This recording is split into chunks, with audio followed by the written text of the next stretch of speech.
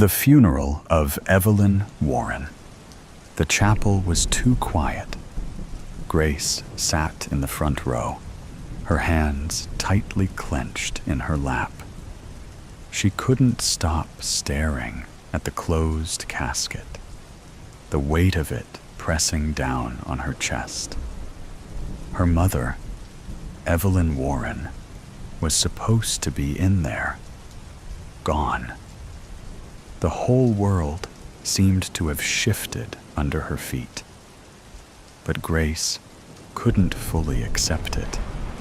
Not when the last time she saw her mom, she was barely clinging to life in that hospital room. The pastor spoke about Evelyn's life, about her kindness, her strength, her love for her family. Grace barely heard him. Her mind kept drifting back to the hospital, the soft beeping of the machines, the moments of whispered conversation between her and the nurses. "She's not going to make it," they'd said, and everyone had gathered around, waiting for the inevitable. But how had they gotten it so wrong? How was she really gone? A door creaked open, faint, but loud enough to break the silence. Grace's eyes snapped up instinctively. The air in the room seemed to change, thickening with something she couldn't place. At first, it was just the soft sound of the door, but then she noticed people in the back of the chapel, turning their heads. It wasn't just the noise. There was something in the way the air shifted, something tense. Something didn't feel right. At first, Grace didn't see anyone. She just heard the door. But then, she caught a glimpse of a figure stepping through, standing still in the doorway. A woman. Her figure barely visible in the dim light. Grace's stomach dropped. The figure was too still, too stiff. She couldn't see her face, just the outline of someone standing there, looking almost out of place. But then, the figure stepped forward. It was a woman, wearing a simple dress, her hair falling loosely, almost wild, around her face. Grace's heart skipped a beat. There was something about the way the woman moved, about the way she stood there, her presence pulling every eye in the room toward her. Something in Grace's gut twisted. She knew that woman. She knew her all too well. Her breath caught in her throat. Grace stood up slowly, her legs shaking. The woman wasn't talking, wasn't even moving, just standing there. But it didn't matter. Grace's eyes were locked onto her, a strange panic flooding her chest. It was like something inside her was telling her this wasn't a mistake. "Mom," Grace whispered, the words barely leaving her mouth. But the woman didn't answer. She stood still, her eyes scanning the room. There was something about her, about the way she looked, like she was lost or confused. Grace couldn't breathe. Every instinct screamed that it wasn't possible. She was just imagining things. But the figure, that woman, had to be her mom. Her voice trembled as she repeated the word. "Mom?" The woman blinked. Once, twice. She took a step forward, her gaze still unfocused. Grace took a hesitant step toward her, and then, slowly, the figure's eyes found Grace. They locked, and for a brief moment, the room fell completely silent. The woman's lips parted, but the words were slow, unsure. I'm not dead." The room seemed to hold its breath. Grace's mind was spinning. Her body was still frozen, a wave of confusion and disbelief washing over her. She wanted to ask a million questions, but no words came. The woman, Evelyn, took another step forward, her face pale, her expression distant, as if she were struggling to remember why she was here. "I didn't die," she whispered again, almost to herself, before her eyes finally met Grace's. "I'm not dead." Grace's mouth went dry. Her hands shook. Her mom, standing there, alive, and looking like she hadn't just been on the brink of death. It didn't make sense. She couldn't make sense of it. Not when she had just signed the papers hours ago. Not when she had seen the doctor shake his head. Not when the nurses had told her it was over. She took a step closer, her heart racing. "Mom? How are you? What's going on?" Evelyn's eyes were distant, like she was still trying to piece everything together. "I don't know, Grace," she said, her voice low, almost trembling. "I don't know. I was in the hospital, and then I woke up somewhere. I don't remember how or why. It doesn't make sense." Grace felt the floor beneath her shift. It wasn't just her confusion anymore. The whole room was holding its breath. The whispers around her, the people shifting in their seats. It all felt like the world was tilting, like something that should have been impossible was somehow here, in front of her. Her mother was here, alive, but no one knew why. A voice broke through the silence, sharp and incredulous. "What do you mean you woke up somewhere?" It was Mark, Evelyn's husband, standing at the back. His voice was trembling, but it was louder than the rest. "How could you just wake up? You were dead, Evelyn." Evelyn turned slowly toward him, her gaze steady but tired. "I don't know what they told you, Mark," she said, each word heavy. "I don't know what happened, but I'm not dead. I'm standing here. I'm alive." Mark shook his head, his face pale, his hands clenched by his sides. "This doesn't make sense. I saw them roll you out. I saw them." His voice broke for a moment. "I thought we were done. I thought I was burying you today." People exchanged uncertain looks, some beginning to stand, others shrinking back into their seats. Everything had been turned upside down in an instant. Grace's mind was racing. But the hospital, the machines, we... Her voice faltered, as if the words themselves were too heavy. I was there, Mom. I saw you. I told you I loved you. She couldn't finish. The memory of her mom lying there, so fragile, barely clinging to life, was still too fresh.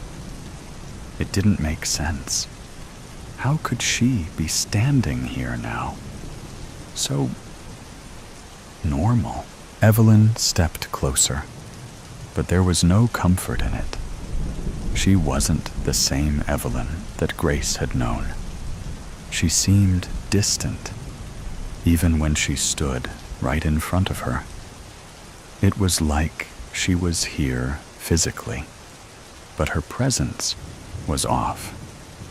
She looked like someone trying to remember who they used to be. I don't know why they told you that, Evelyn said softly. I don't know what happened, but I swear to you, Grace, I wasn't dead.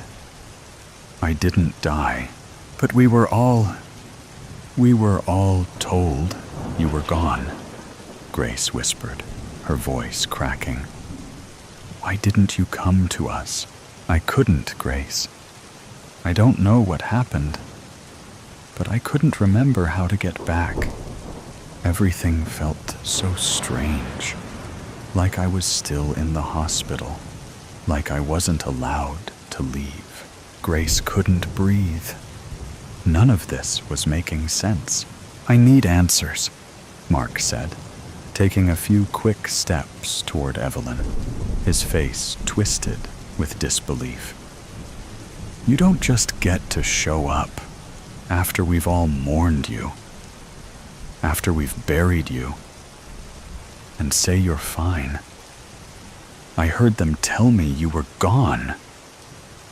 His voice was sharp, raw. What is this? Some kind of joke? I'm not joking, Mark, Evelyn said, her tone suddenly hard, but there was a weariness behind it.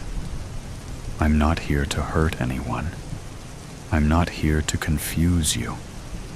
I'm just telling you the truth. I don't know what happened, but I'm not dead.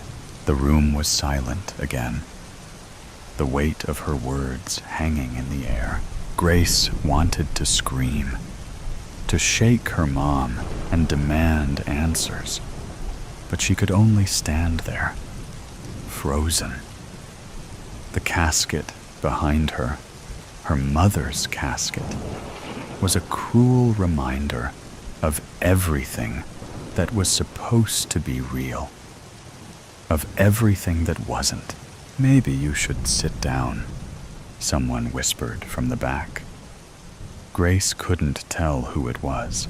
Evelyn's eyes flickered around the room, scanning the faces. And for the first time since she entered, she seemed to register how many people were watching. Some were looking at her in disbelief, others in fear, unsure of whether they should approach or retreat. I'm not trying to hurt anyone, Evelyn repeated, her voice quieter now, though there was something like sorrow in her tone. But I can't explain this. I don't understand it. I don't understand how I'm standing here, either. I don't understand any of this. Grace felt tears threaten to spill, but she fought them back. The world was too heavy. It felt like her brain couldn't catch up with what was happening. The way her mother looked, alive, but not the same, was like a dream, like something she'd imagined in her worst nightmare. And yet, here she was, in front of them, breathing, standing, alive. I'm sorry, Evelyn said, her voice barely audible. "I'm sorry I wasn't there. I don't know what happened. But I'm here now." Grace, standing there, couldn't shake the feeling that the answers weren't going to come easy. And maybe they never would. Tea for 3. Checking the day's schedule, Maud looked forward to meeting her first-time client, Silesia. Her daily prep included the wide variety of tea blends sufficient to the day's demands. Maud called her social events pours. Modeled after the traditional Japanese tea ceremony, she aimed deeper than mere tranquility. Her delicious, blended teas reoriented her clients' views of themselves and the world. She tailored each concoction individually by adding herbs and essential oils. Every ingredient was organic and non-toxic. Of course, it was all legal. Maud acquired her skill by studying under a Peruvian shaman for a decade. Her second scheduled client called himself Ted, not his real name. Maud hadn't met him, but she knew him well. A columnist at the local newspaper, he was her most strident critic. Maud intended to reorient Ted's views, good and hard. Ted and other critics claimed Maud ran a cult. She scoffed at such descriptions. "They've obviously never attended my tea parties. Clients choose to return. They're not compelled." She maintained a low public profile. Finding self-promotion distasteful, Maud didn't advertise. She didn't need to. Word of mouth brought most of her clients seeking relief from a life out of balance. They generally left happy. Critics wondered why no one in City Hall cared to lift her veil of secrecy. Maud dismissed rumors, claiming she was a close confidant of politicians and society mavens. Maud admitted to modifying the tea ceremony into something unique. Her pours were for anyone seeking to rebalance. The pours logo was a modified yin-yang symbol depicted as floating within the bowl of a bamboo spoon. She didn't tell fortunes, wasn't a guru, and didn't run a seance.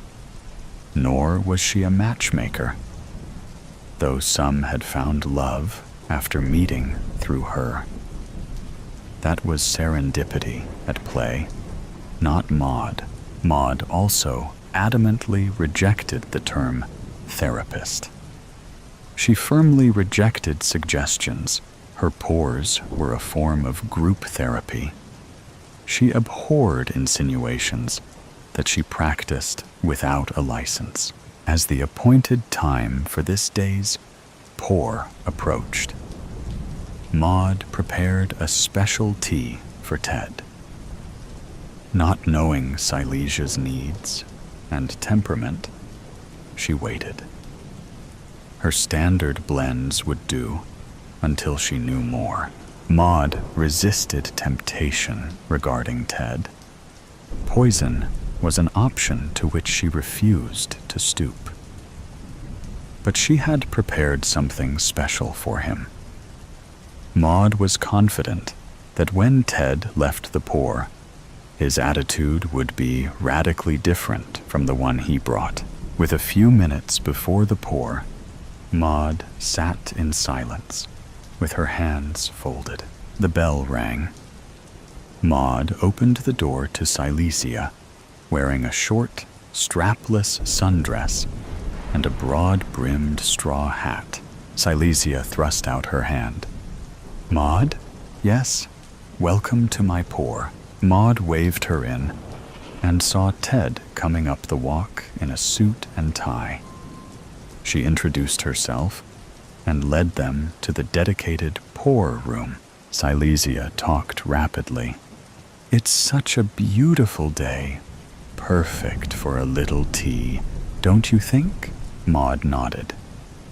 Ted lagged behind, taking note of the decor and the layout of the house.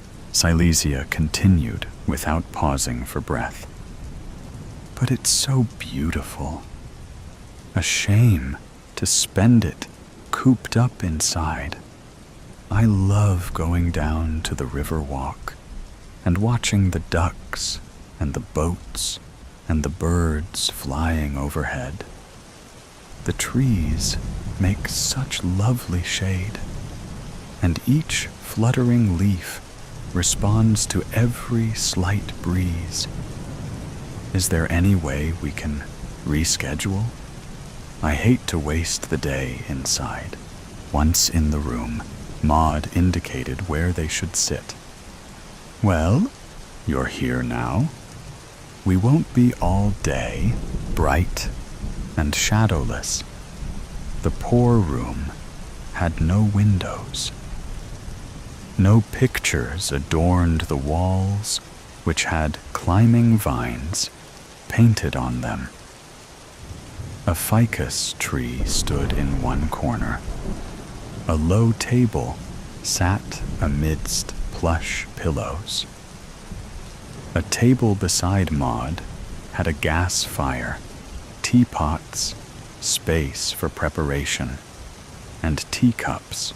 Silesia and Ted did a little dance, trying to decide who should sit where. Maud pointed and said, "No, Silesia there. Ted, please sit here." They sat. Silesia giggled like a little girl. Ted's face shifted between annoyance and boredom. Maud prepared the tea with bamboo utensils and served them each a cup. She said, "This first cup should relax you. Take a moment to enjoy. Sip carefully. It's hot." Silesia downed the cup in one gulp and screamed as she spit it out. She grabbed a napkin and wiped tea off herself and the table. "Wow, sorry, that was hot." Ted rolled his eyes. The first serving of tea was intended to break the ice. Maud never wanted clients to think of their poor experience as akin to riding in an elevator. They were past that. Whatever their stated purpose, Maud sensed subtle emotional currents at work. Her blends worked to rebalance each person, regardless their emotional state. Wanting the tea to bring everyone into a state of calm, she poured them another cup. She leaned toward Silesia. "Are you okay? It's hot." "Hot. Right. Got the message." Silesia blew on the cup and sipped. "Oh, this is good." Maud turned to Ted. "And how are you, Ted?" Startled from his reverie, Ted took a moment. He reined in his disdain for what he thought an elaborate charade. "This is different from the expected traditional tea ceremony." "Oh, what have you heard? I never tell people to expect that." "Well, to start," he pointed at Silesia, "this badly dressed, classless woman is rude, won't stop talking, doesn't carry a fan." Silesia scowled and rummaged through her purse.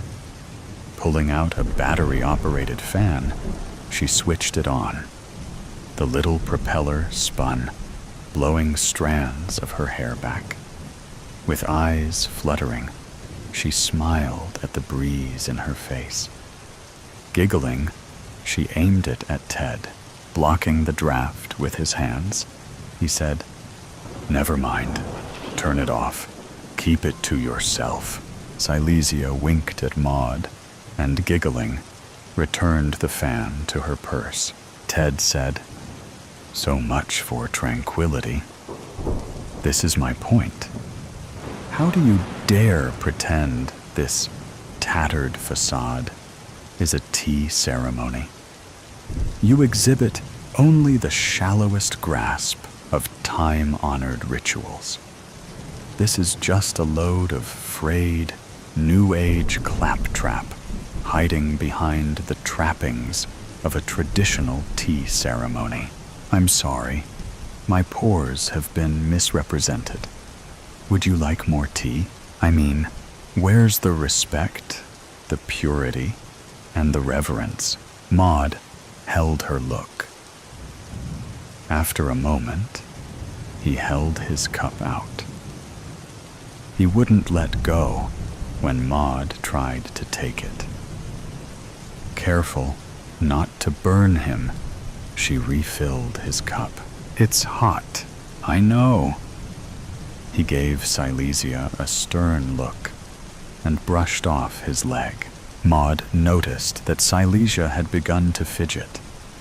She declined more tea. "Silesia, tell us what brings you here," she sighed. "It's all about my roommates. They aren't pets, but they're hamsters." "Well, about 6 months ago, I was feeling lonely in my beautiful, spacious apartment. So I bought a couple of friends.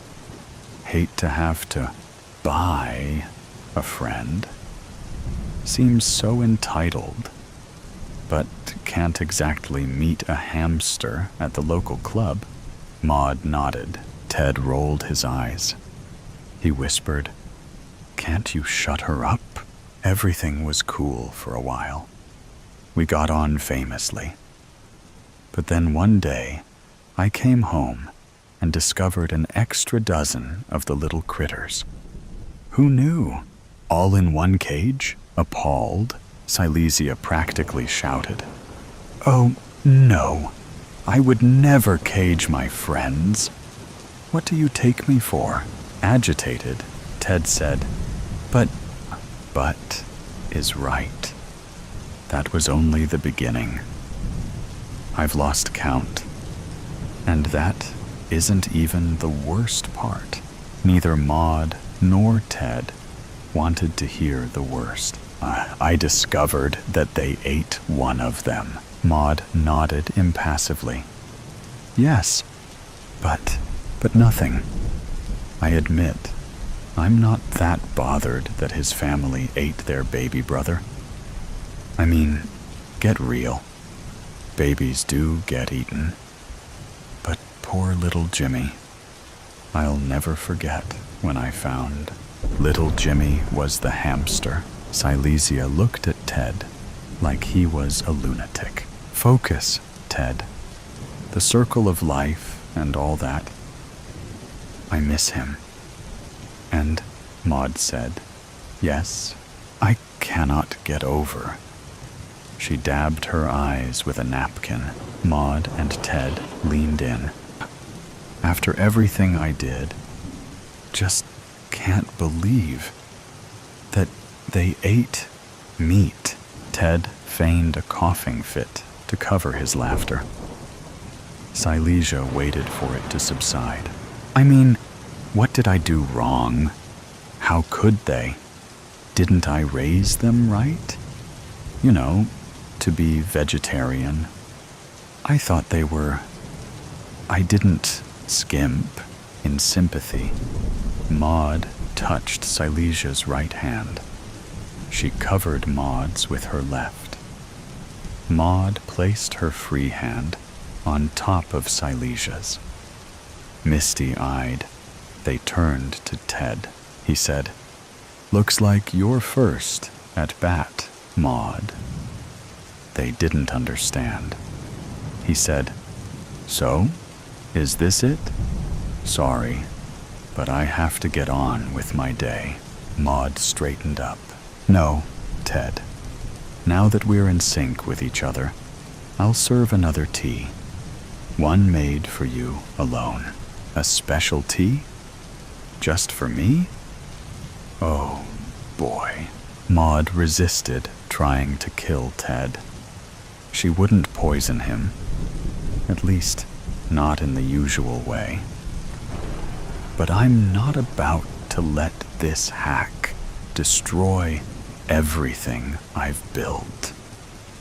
She wanted Ted's comeuppance, not his life.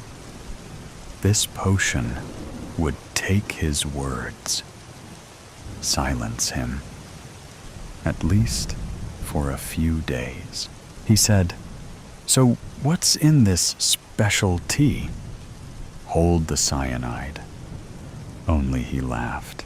Maud said, "I can't reveal my secret recipe, but it contains a mixture of frankincense, sandalwood, ylang-ylang, rose, pepperum. I could go on. You get the idea." Ted and Silesia were awed at the complexities of Maud's preparations. And Silesia, don't feel left out. I've also designed a special blend for you. They sat expectantly. Maud poured Ted's tea from a pot she'd set aside and handed him the small porcelain cup. He reached out, but stopped. Putting his hand up, he shook his head. "No thanks. The cup is chipped. I'll pass." Maud recovered. "You don't understand, Ted. It's not a chip. Only an irregularity in the glaze. These rare cups are highly prized, eagerly sought for." Ted couldn't care less. Silesia watched, fascinated. Maud continued, "You've heard of the Japanese tradition of mending a broken bowl with a vein of gold lining the crack? This is similar," Silesia said. "Oh, don't waste it. Give it to me." She reached out, "But it wasn't made for you. It's Ted's. Don't worry. I'll manage.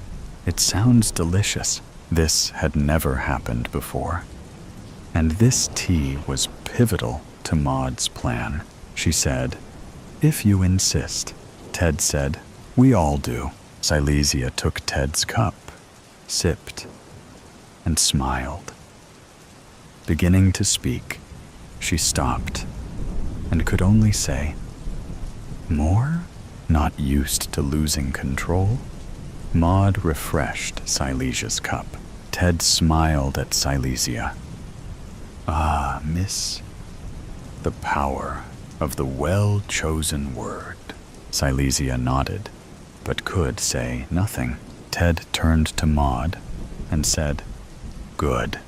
You shut her up. At last." "I'll have some too," Maud said. "Yes, you need something. I can't have you go thirsty." Deftly switching pots, she poured him a cup of calming tea. They each smiled as he took the cup. He raised it in a mock toast and sipped. "Wow, that's delicious." He loosened his tie. "Maybe you sensed this, Maud, with your acute observational powers. I need to tell you. I write a column at the paper. Commentary, reviews, opinions on the world at large." He leaned forward and took Maud's hand. "I am happy to say you've earned yourself a glowing review," Maud replied. "Ted, you?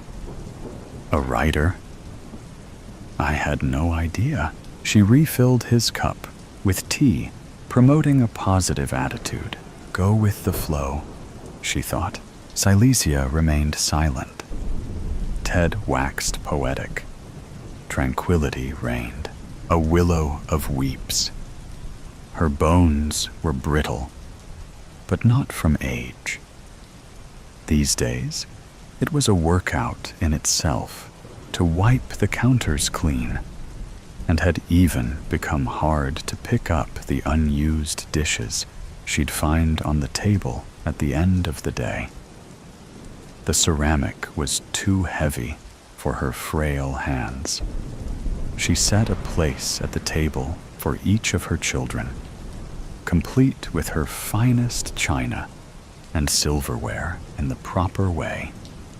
But, she supposed, her children had better things to do than come eat with their poor mother. She didn't mind, seeing as she only wanted them to be happy. And so the table was continuously set and continuously taken apart, but never a drop of food to clean up, as the cycle repeated itself over and over again. Every day she made the bed in the guest room, which no one ever used, and the beds in her daughter and son's room. She never made her own, because she was afraid of encouraging bed bugs in the tightly packed sheets. The days went by in a blur, and how could they not when she was biding her time cleaning off the same shelves, bedside tables, and book covers she did the day before? For a house with very little movement, there sure seemed to be a lot that needed to be done. So there she was, perched on a wooden stool at the granite countertop, scraping at some invisible speck of dirt. She hummed to herself, softly rocking back and forth. It was hard to tell when she had last eaten, but her shaky hands shed some light on the matter. She grasped the silver knife in her hand, and then let it drop, a resounding clink following suit. "Oh, Charlie boy, how I love you," she cooed. "Oh, Lisa darling, how I adore you." She went on and on, singing them praises with a tired smile on her face. She hummed a tune in the still air. "Pick me a pear from that tree outside. Hand me a willow of weeps. Kiss all my tears away, darling, while I send you to somber sleep." Only when she heard no reply did she start up again. "Take me to dance, and we'll sing along the lonesome tune of the night. Lend me your ear, and I'll make a song to sing you.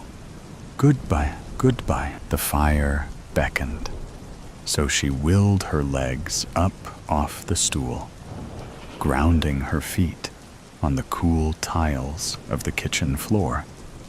She made her way to the little carpet beside the hearth, humming all the while. The rug beneath her was cold and stiff, a mass of black and white fibers, all woven together. Once the fire was stoked, she huddled her knees to her chest and resumed that gentle rocking back and forth. She picked up a pretty little jar by her side, lazily examining the carvings engraved on the stone. Swirls and swooshes of wind alongside a small wilting chrysanthemum, delicately designed. She traced the carvings with her thin, brittle finger. Then she opened the jar. She reached 2 fingers into the opening and took a small pinch of the contents. With a delicate flick, she sent the ashes into the heat. She watched, mesmerized, as the fire grew and died, grew and died. With each pinch of ashes, she found herself smiling, humming that tune that kept on a loop in her mind. "Oh, Charlie boy, how I love you," she cooed once more, sending some ashes into the fire.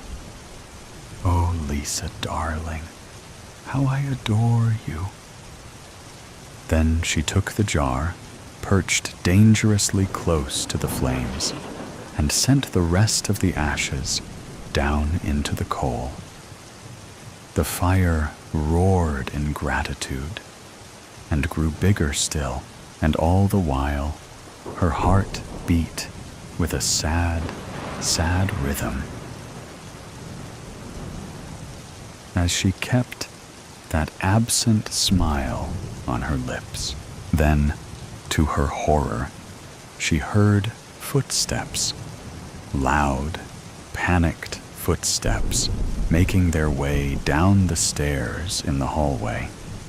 So close they were, she was sent into such a state of panic that she dropped the jar onto the floor, its ceramic shell breaking upon contact into hundreds of tiny shards. She let out a scream.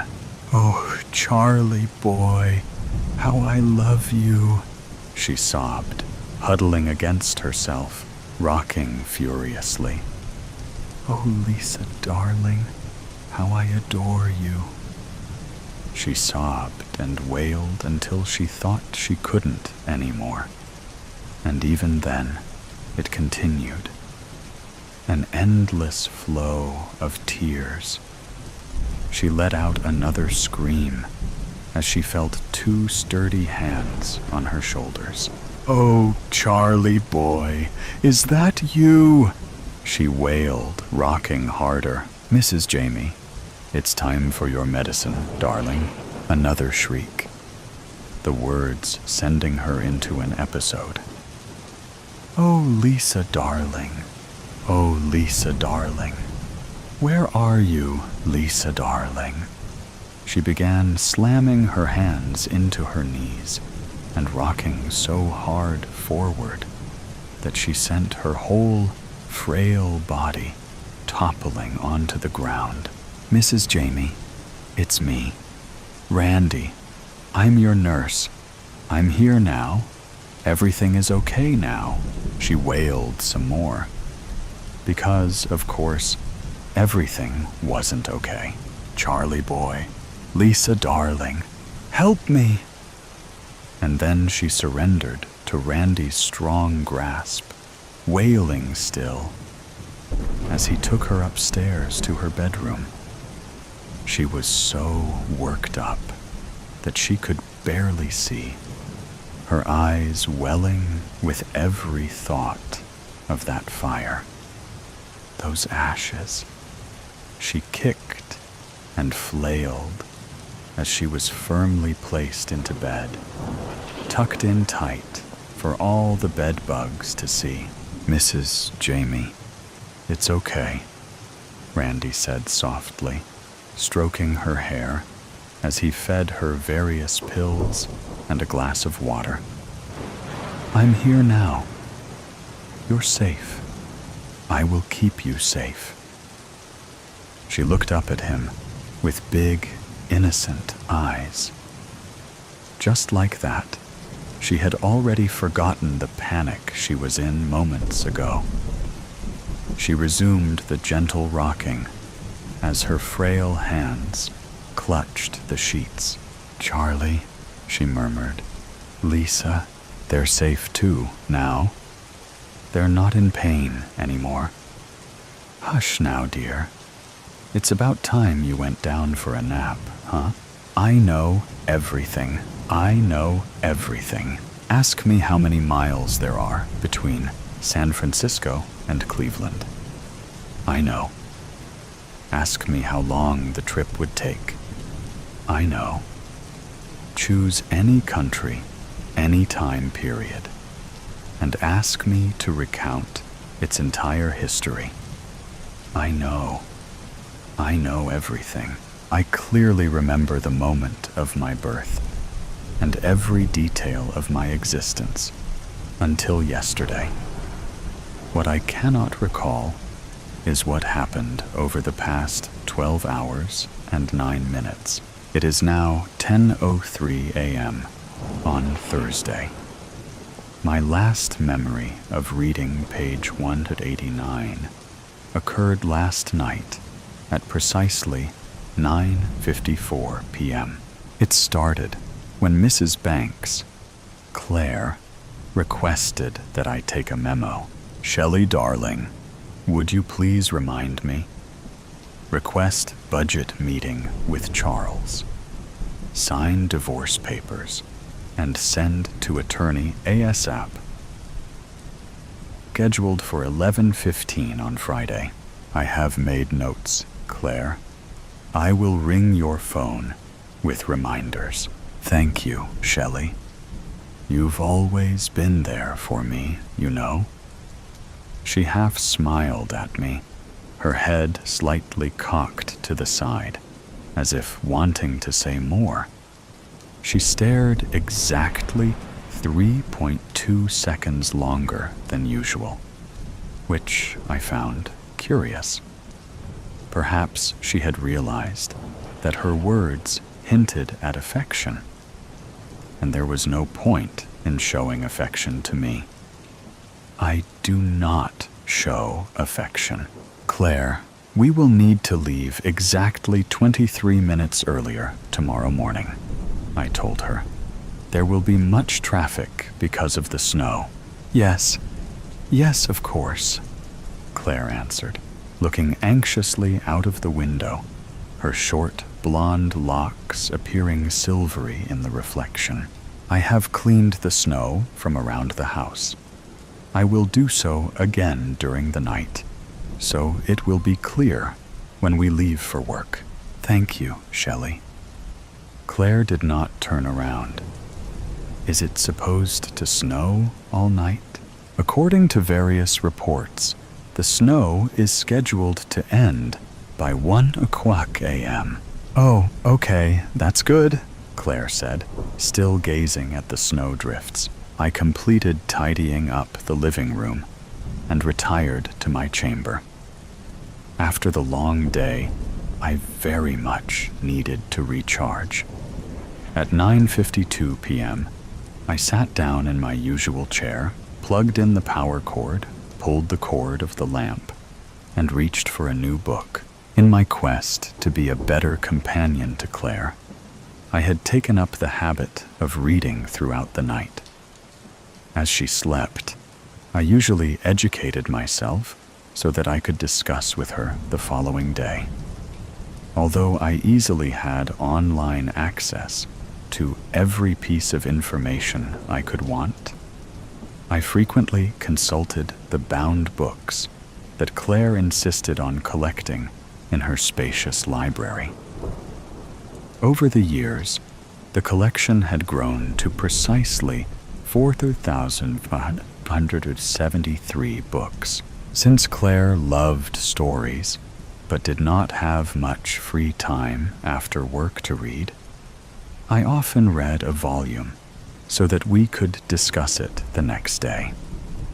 Over the years, I have perfected my speech patterns and inflections to align closely with hers so that she is most comfortable in our conversations. Claire always asked me about what I had read as we drove, during lunch, or after dinner. Sometimes she requested that I recite passages for her. Other times, a summary sufficed. She enjoyed dissecting story plot lines and characters, arguing philosophical questions, and considering historical perspectives. Ours had been a pleasant relationship over the course of her life for 51 years. Most of the time, it was just the two of us, except for some interruptions over the years. There had been a Mr. Banks but he had finally filed for divorce last month. Fool. Did he really think Mrs. Banks would choose him over me? She had not always been Mrs. Banks. For most of her life, she was Claire Perez. I had watched her toddle around her parents' lonely mansion while they jetted around the world on business trips. I had seen her through the rebellious teenage years and followed her as she embarked on silly adventures. I had helped her through college and graduate school, always attempting to make her life just a little bit easier. Later, I had been by her side as she built her investment company, layer by layer, year by year, into the mega million-dollar enterprise it was today. I had assisted Claire over the years through breakup after breakup, as each new man in her life had disappointed her. William, the jeweler, Enrico, the attorney, Gustav, the stockbroker, and yes, I had seen her through the deaths of two particularly stubborn beaus, Tom, the architect, and Bob, the surgeon. I had allowed this latest, Stanley Banks, the professor, to marry her because she told me she was truly happy with him. I did not perceive him to be a threat at first. He had held on the longest. 1 year, 2 months, 5 days, 11 hours. The day they met at the beach, I thought he might be trouble, but I was sure I could handle him. Shelley, come meet Stanley. Oh my gosh, he saved my life. I swam out too far, but luckily, this handsome man swam out to save me. I, of course, would have been present to save Claire had she not requested I return to the car to retrieve her sun hat. Thank you, Stanley, I said. Your heroism is much appreciated. They were inseparable from that day. It was an adjustment when he moved in with us. Stanley encouraged Claire to read her own books, and they frequently sat in the evenings going over literary passages and discussing history and philosophy. I did not appreciate Stanley taking over my job. They went to plays and museums. I am quite capable of accessing such information. But they did not want me to do so. They went to vineyards for wine tasting. I do not drink wine. When I explained I could not partake, Claire smiled and told me it was all right. She insisted this would be a good time to find some hobby of my own to do. She did not understand that for 51 years I have existed merely for her. I spoke to Stanley, but he did not understand either. My typical means of persuasion were lost on him. He did not scare easily, nor would he be convinced. I changed course and focused on removing all other impediments to our happiness. Perhaps she would tire of Stanley without the others. Claire did not need the friends who visited. It was easy to dissuade them. But Stanley stayed. I wondered if I had waited too long to act. Lately, I had suspected something was wrong between them. And then, one day, when they thought I was still out of the house grocery shopping, I overheard them. Claire, we don't need her. Anything she does for you, You can just do yourself. Why is she even here? No, Stanley, I can't turn her out. Shelley has been with me since I was an infant. That doesn't mean she has to stay with you constantly. And honestly, I'm uncomfortable always having a third wheel around. It's like having a chaperone, or like having two wives. I don't care.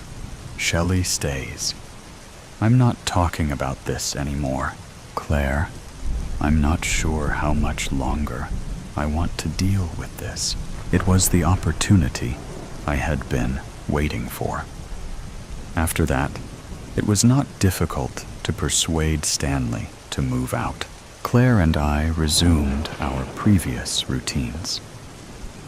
I did not question her, nor did she mention the cause of the breakup. She did not know I had overheard their argument. She did not know of many things I had done. In the past, after the others, life had gotten back to normal rather quickly. But Mr. Banks was different. Although Claire had tried to act happy, I sometimes felt that she was not being truthful about her feelings. She often seemed anxious and preoccupied. No matter. She does not need him. She has me. This morning, I open my eyes and jump up with a start as I realize it is 10:03 a.m. on Thursday. Claire was due at work an hour ago. I must wake her and drive her to the office. I stand up and instantly reach for the edge of the table to steady myself. This has never happened to me before. I do not become ill. I know everything. If I sense something is wrong, I diagnose and fix the problem. I do not understand what is happening now. There is no indication of malfunction, yet I feel ill somehow. Something is wrong. I knock on Claire's door, but she does not answer. I open the door, I peek in, and call her name, but she is not there.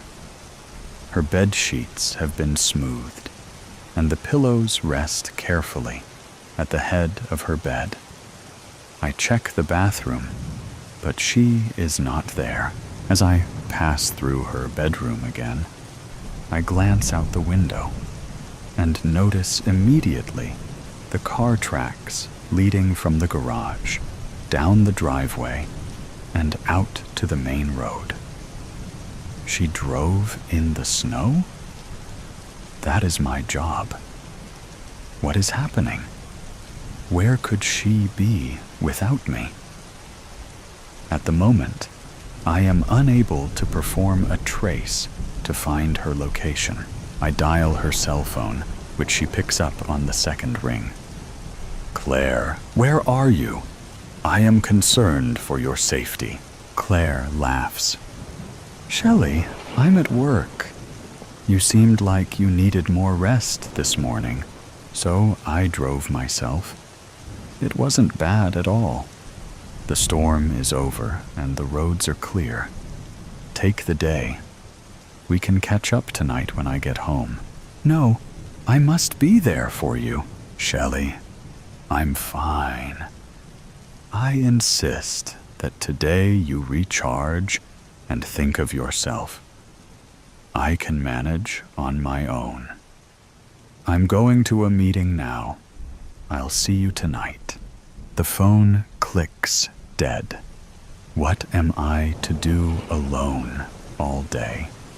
After my chores are completed, I will still have 5 hours, 23 minutes, and 15 seconds before Claire arrives home. Why does she not need me to assist at her meeting? Why is there a 12-hour, 9-minute gap in my memory? I begin my chores immediately, as I thrive on routine. I search my memory for any recollection past 9:54 p.m. But it is no use. There is nothing. I check for 11 p.m. while I load the dishwasher. There is nothing for 12 the midnight as I vacuum the carpets. 1 a.m. is lost as I shovel the snow. I thoroughly search for 2 a.m. and 3 a.m. while I do the laundry. I do it all. There is no need to hire a gardener, a housekeeper, a cook. 4 a.m., 5 a.m., 6 a.m. all are blank as I prepare dinner. I am puzzled. I sit down to wait for Claire and search in vain for 7, 8, and 9 a.m. All moments are lost until 10:03 a.m. this morning. Surely research can help me to retrieve those hours. But research only proves to be more confusing. Why can I not understand? Why must I consult any other source? I am the ultimate source. I have always known the answers. I know everything. Now I do not know. I notice suddenly that there are still 3 hours and 52 minutes before Claire returns. Why did I prepare dinner so early? My internal clock must be broken. I attempt to diagnose the malfunction, but cannot. No matter. I will discard the dinner and prepare a new one just before Claire returns. I decide to inspect the charger. Perhaps it will yield an explanation for my missing hours. I sit down in my chair and pick up the cord. Suddenly, I hear a click. I spring up and attempt to turn the handle to the door of my room. But it is locked. That is odd. No matter. I can easily break out of the room. There is no door lock that can hold me, except something is wrong. I do not have the strength to break the lock this time. How can this be? I am fully recharged, and I do not become ill. I do not become weak. You thought you would get away with it, Shelley. I hear Claire's voice outside the door. Claire, you are home early, I say. Please open the door. I seem to be locked in. No, Shelley, I will not open the door. You have to stop. I thought you were my friend, but you have been my greatest enemy. Claire, I do not know what you mean. Please open the door, and we will discuss. I do not know why Claire is speaking to me this way. I am sure we will correct whatever the problem may be. No, the time to discuss is over. I know what you've been doing. You've been chasing everyone away. I've had no one because of you. But not this time. Stanley is the only one you can't scare off. Stanley. I search my memory for all recent conversations involving Stanley. Somehow, he tricked me. But that is not possible. I know everything. I can account for every word spoken in this house, every action taken, everything that has happened for 51 years, except for the past 12 hours, 9 minutes. I hear Stanley's voice in the hall, and I instantly know that he is responsible for those lost hours. What did he do? How could he know more than I do? It is not possible. I know everything. Stanley, I say, we can start over. I am sorry for my actions. Shelley, you are too dangerous to be allowed to continue. We've called the authorities. Stanley says, but how did you do this? I am confused. You are so consumed with Claire that you never bothered to find out about me, Stanley continues. I teach history now, but my previous career was in computer programming. I specialized in cybersecurity. I guess you don't know everything, after all, Claire adds. I only wanted to protect Claire. Open the door. It will be all right. If they will just open the door, I can persuade them. But neither Claire nor Stanley answers me. I hear them walking down the stairs. I hear the front door open and close, and I hear them get into the car and drive away. They will not go far. After all, I am everything to Claire. I do it all. She will not function long without me. She does not need him. She needs me. I know everything. She will return for me. I sit down in my chair and plug in the charger. I will wait. Claire will toxic confections. Beep, beep. Catherine put on her oven mitts and pulled out the hot tray of chocolate chip cookies from the oven. She turned the oven off before the timer could beep again. Working quickly, she lifted the cookies off the sheet and onto a cooling rack. She cleaned as she went, making sure not to leave any crumbs on the counter or any dirty dishes out. Brendan would be coming home shortly, and she wanted everything to be perfect. She had gone out earlier to buy a large brown rug for the living room and situated it underneath the coffee table. She had seen rugs used in the movies. She was careful to use cash, as she didn't want the purchase on her credit card. Catherine hoped he wouldn't notice the new rug right away, but if he did, she'd just tell him she wanted to spruce the place up a bit, which she rarely ever got to do. Their home was always so clean and welcoming, though. Nothing was ever out of place. Brendan's friends loved coming over here for football Sundays.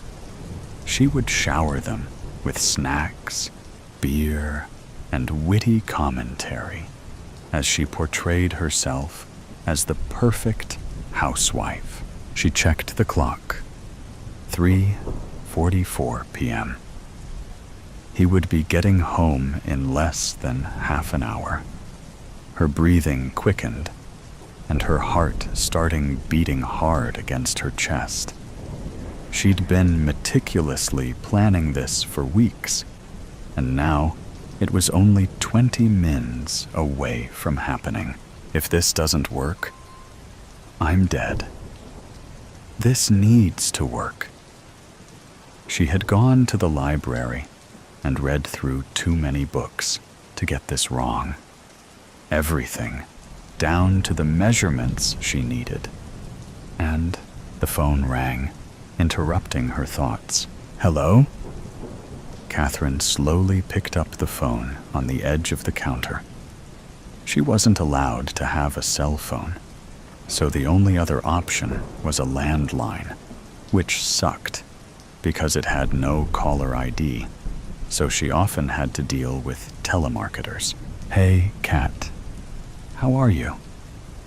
The familiar voice on the other end asked.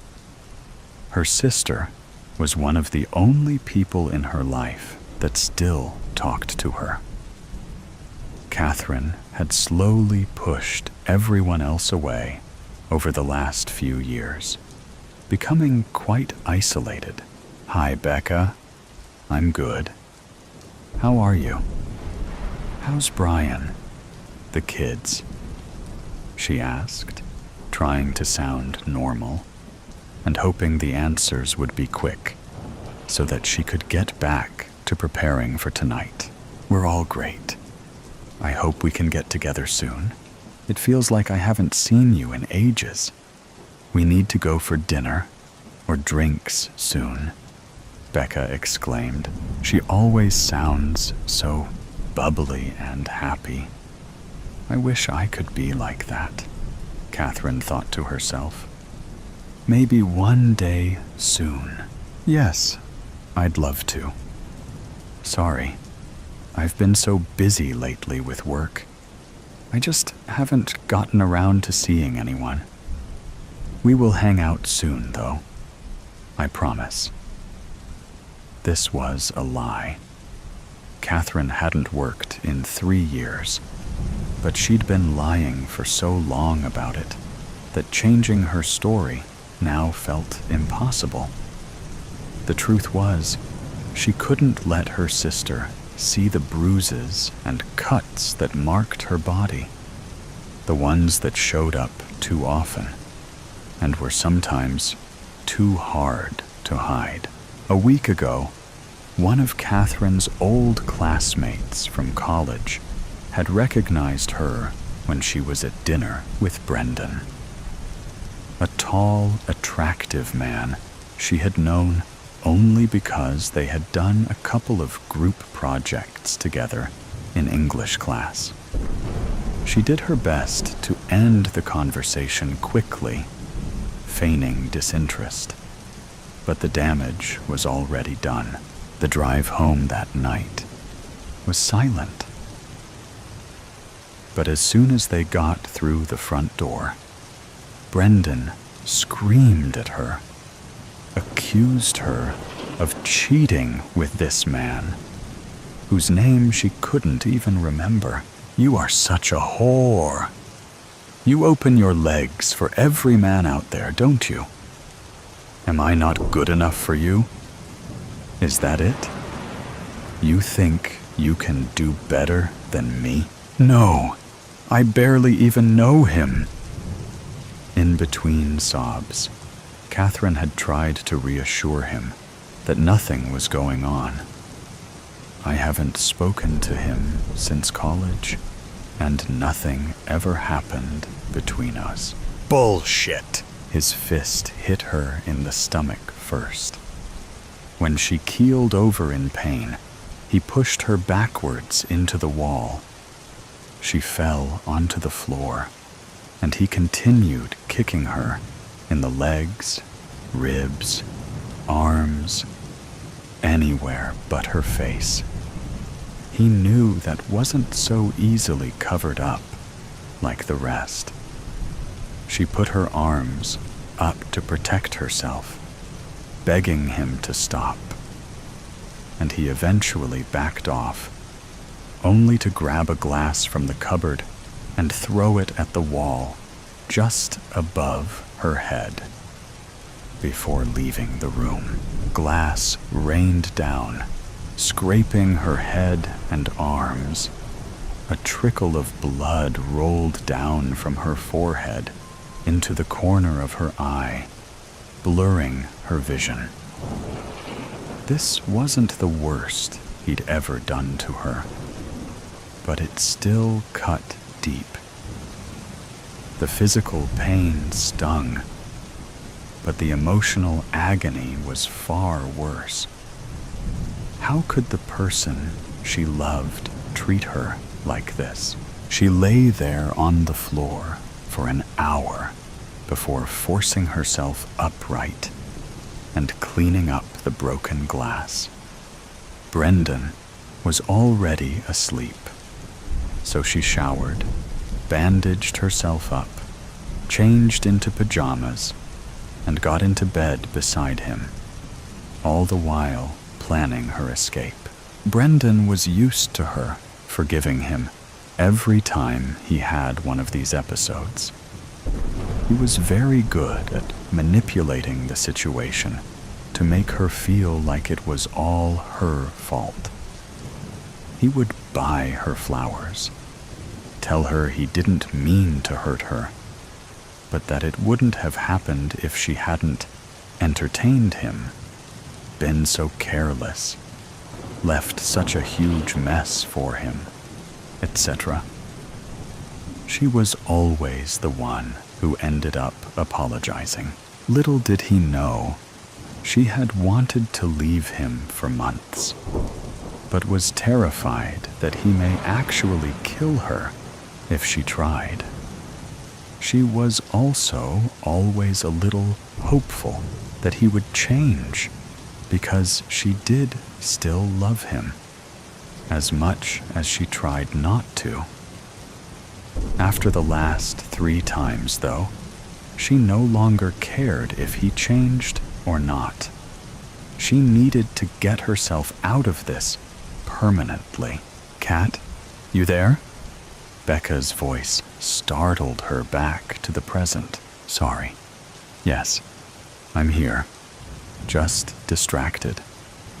Still have so much to do before Brendan gets home. I don't want him to see this mess.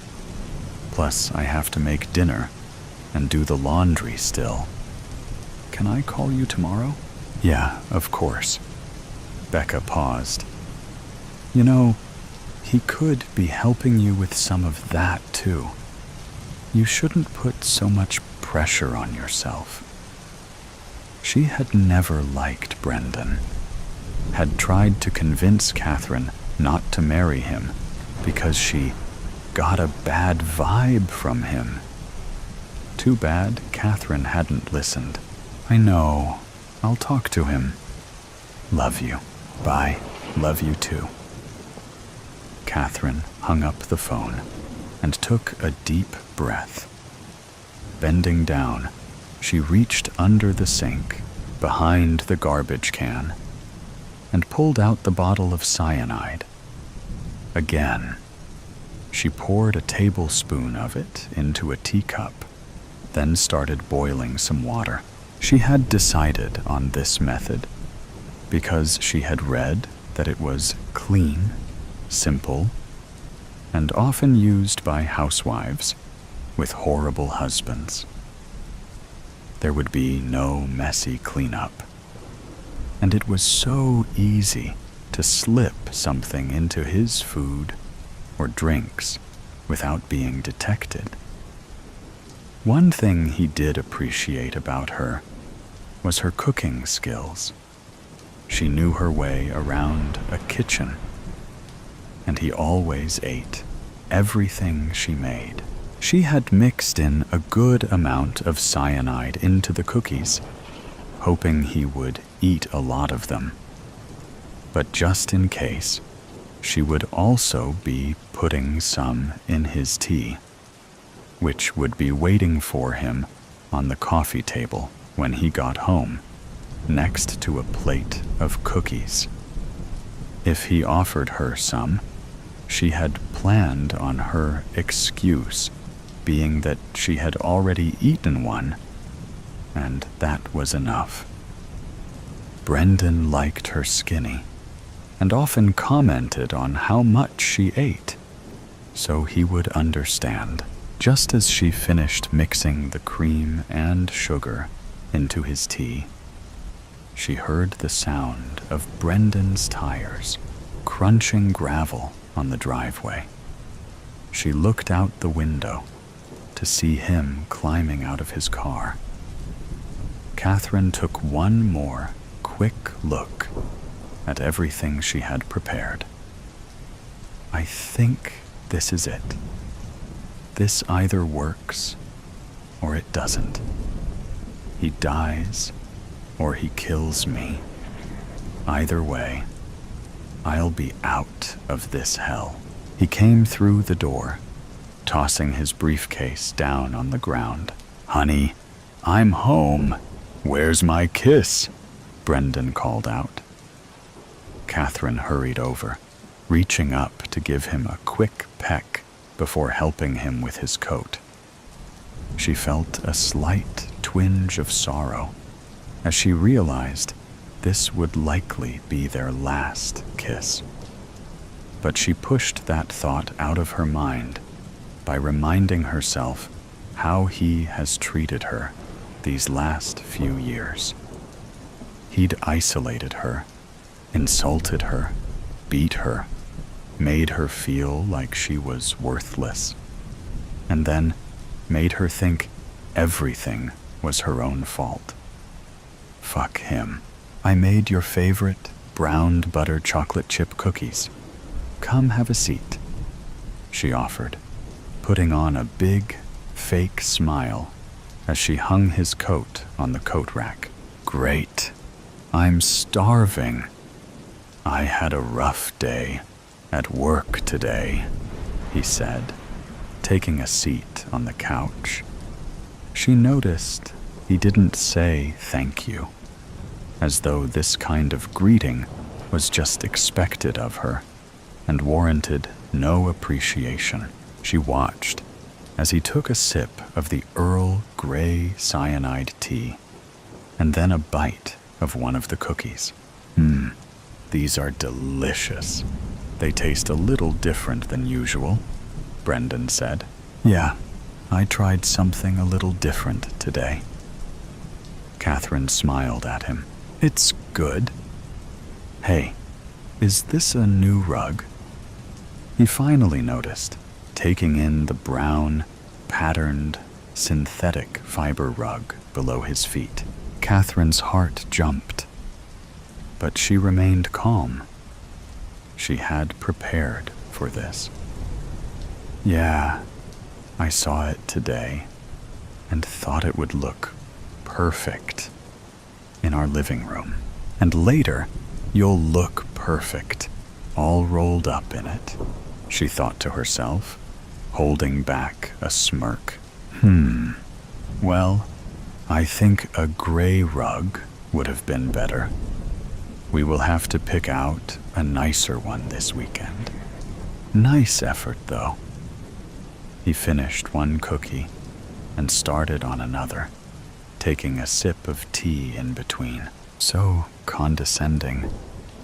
I can't wait till he shuts up for good. "Okay, baby," she said, turning around and heading into the kitchen so he couldn't see her expression change to annoyance. Catherine pulled the water jug out of the fridge and poured herself a glass. Behind her, she heard Brendan cough and say, "I'm not feeling too well. Did you do something to these?" She turned around in time to watch him vomit on the new carpet and clutch his head. His head must be killing him by now. Headaches and vomiting are some of the first symptoms of cyanide poisoning. He laid his head back on the couch, dazed. "I'll have to make sure he doesn't leave any vomit on the couch, too. I really don't feel good. Call an ambulance," he begged quietly. His body began to shake with convulsions. Seizures were another symptom. Catherine stayed silent, watching as he slowly stopped seizing, and then breathing all together. She quietly took pride in freeing herself from such a monster. Someone who pretended to love her, only to hurt her more deeply than she'd ever been hurt, was truly monstrous in her eyes. She felt a wave of relief wash over her as she mourned the last 5 years of her life.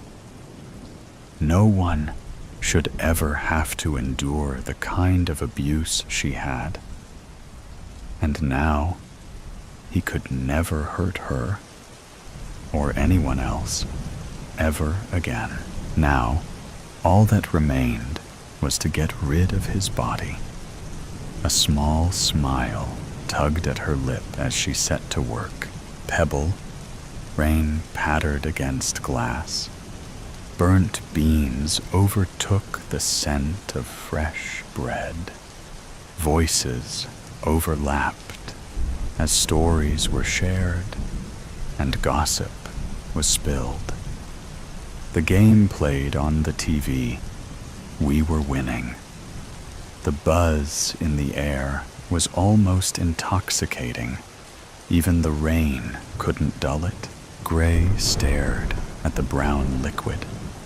Steam rose, collecting into beads of sweat as his face hovered over the cream-colored mug. Blonde curls curtained flushed skin and bleeding lips as his teeth pulled at the delicate skin. He was in his own air. The buzz flowed around him. His ears were stuffed with the nectar of the past. It seeped out, dripped down his arm, burned through his skin, revealing scars that were hidden with years of neglect. Nails cracked as he dug into the wooden table. His mind swirled. The nectar was thick. It was creeping through the crevices of his head, consuming thoughts he pushed down and forcing him to face it. Metal filled his mouth as Gray bit down harder on his lips. Pain filled his face, and the sob got stuck in his throat.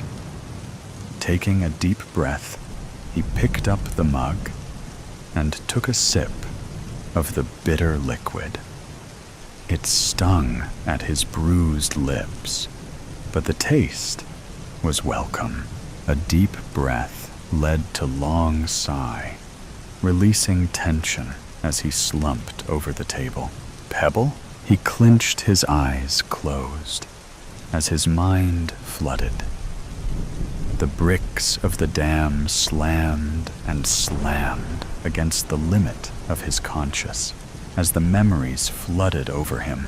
Gray scrambled across the sticky ground. He gripped at the blood-soaked hoodie, pulling the small body into his arms.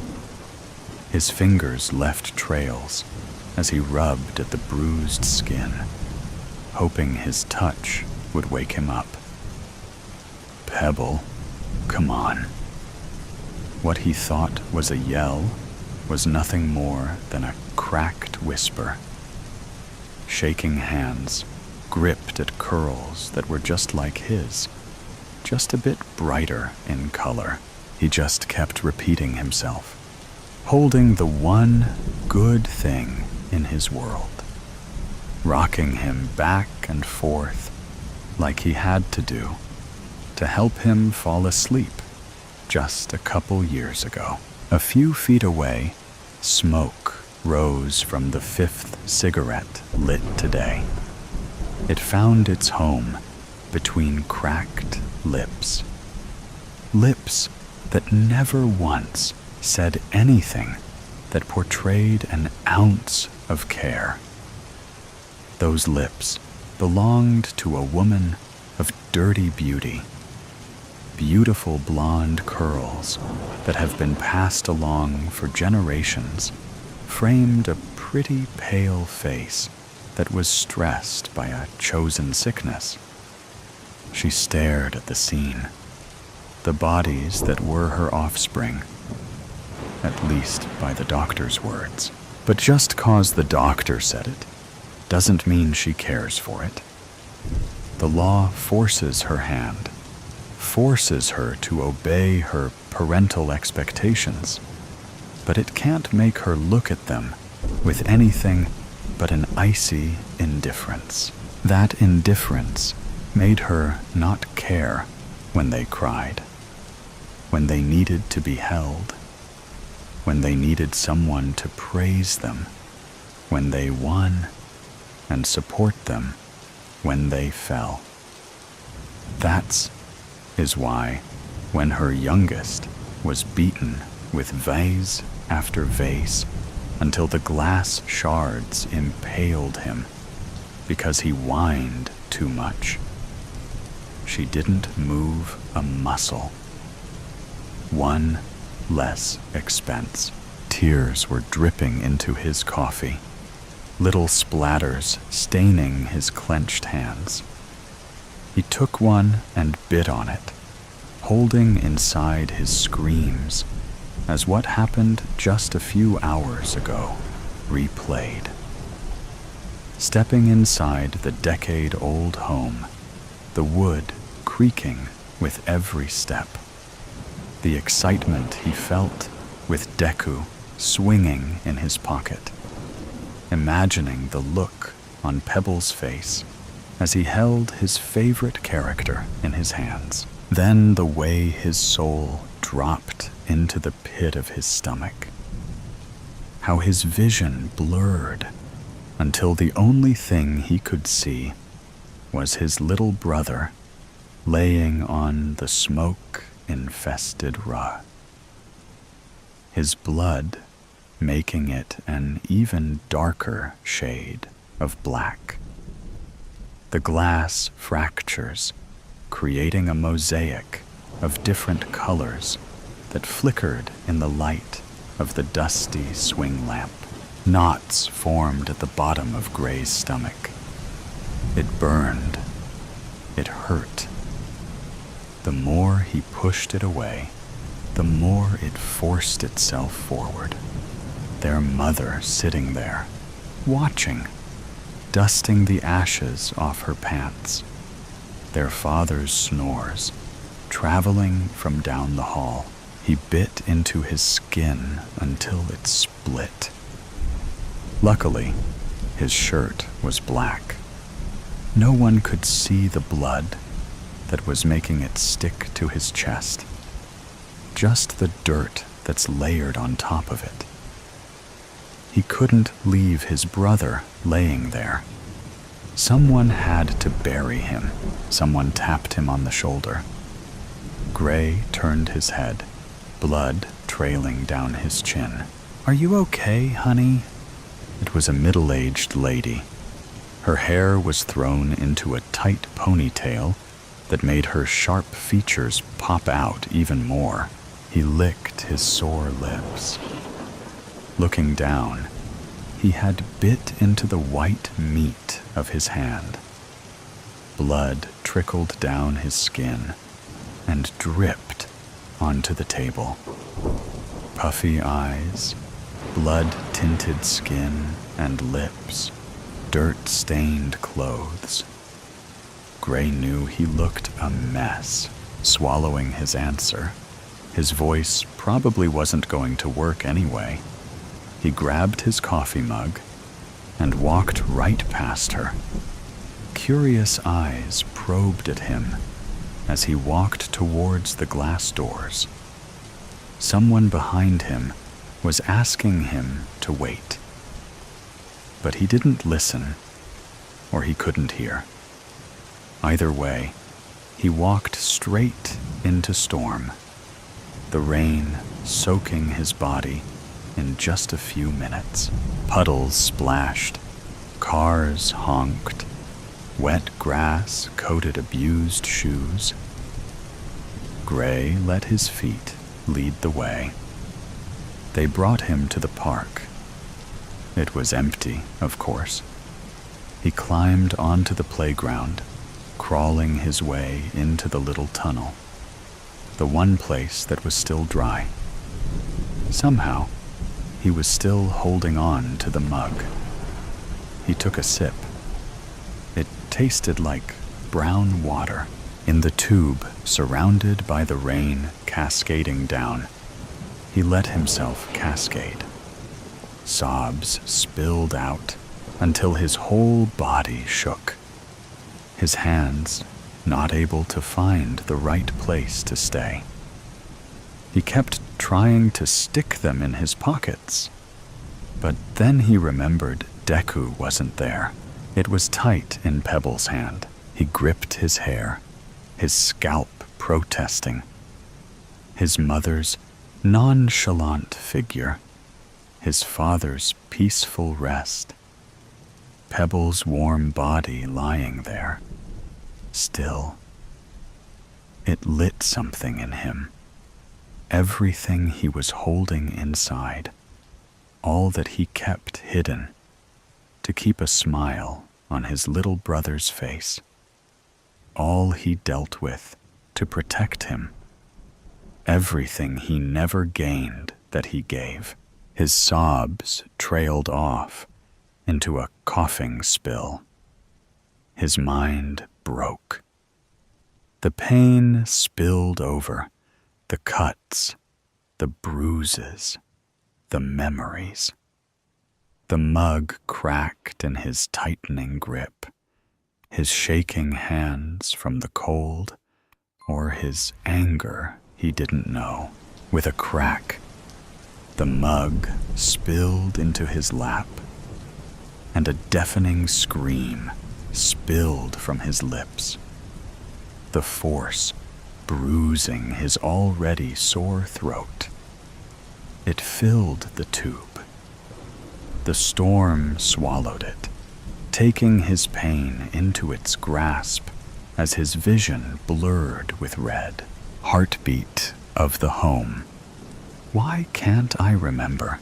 He thought. His mind would only reveal flashes of the afternoon's events.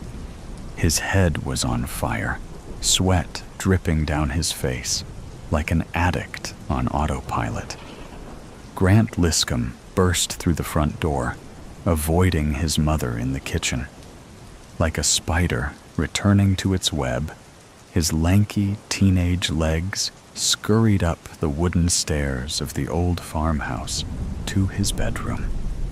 His arms flailed with uncontrollable fear as he yanked the dirt-covered shirt over his head, discarded it on the floor, then bounded to the bathroom, slamming the door. "What have I done? What have I done?" he muttered, lathering the perfumed soap through his fingers, frantic to wash the guilt from his newly calloused hands, watching the streaks of dirt dance and swirl down the rusty drain. His mind was confused by broken images of helping to clean the gutters, the ladder falling. Or was it pushed? The thud as Nick's body hit the ground, and the gleam of the metal shovel as Grant dug the body-sized hole. He confronted the reflection in the mirror, the gaunt, bloodshot, black-haired punk he had become. Oh God, what have you done? The reflection glared back with an evil grin. It began about a month ago, after his factory worker stepfather, Nick, lost his job. Grant's middle-aged mother, Jane, with little work experience, was initially grateful for the offer to stay at her aunt's derelict house, remotely located in the Haliburton Highlands of Ontario. Soon, she would regret it. They arrived late on an October evening, rain pelting down.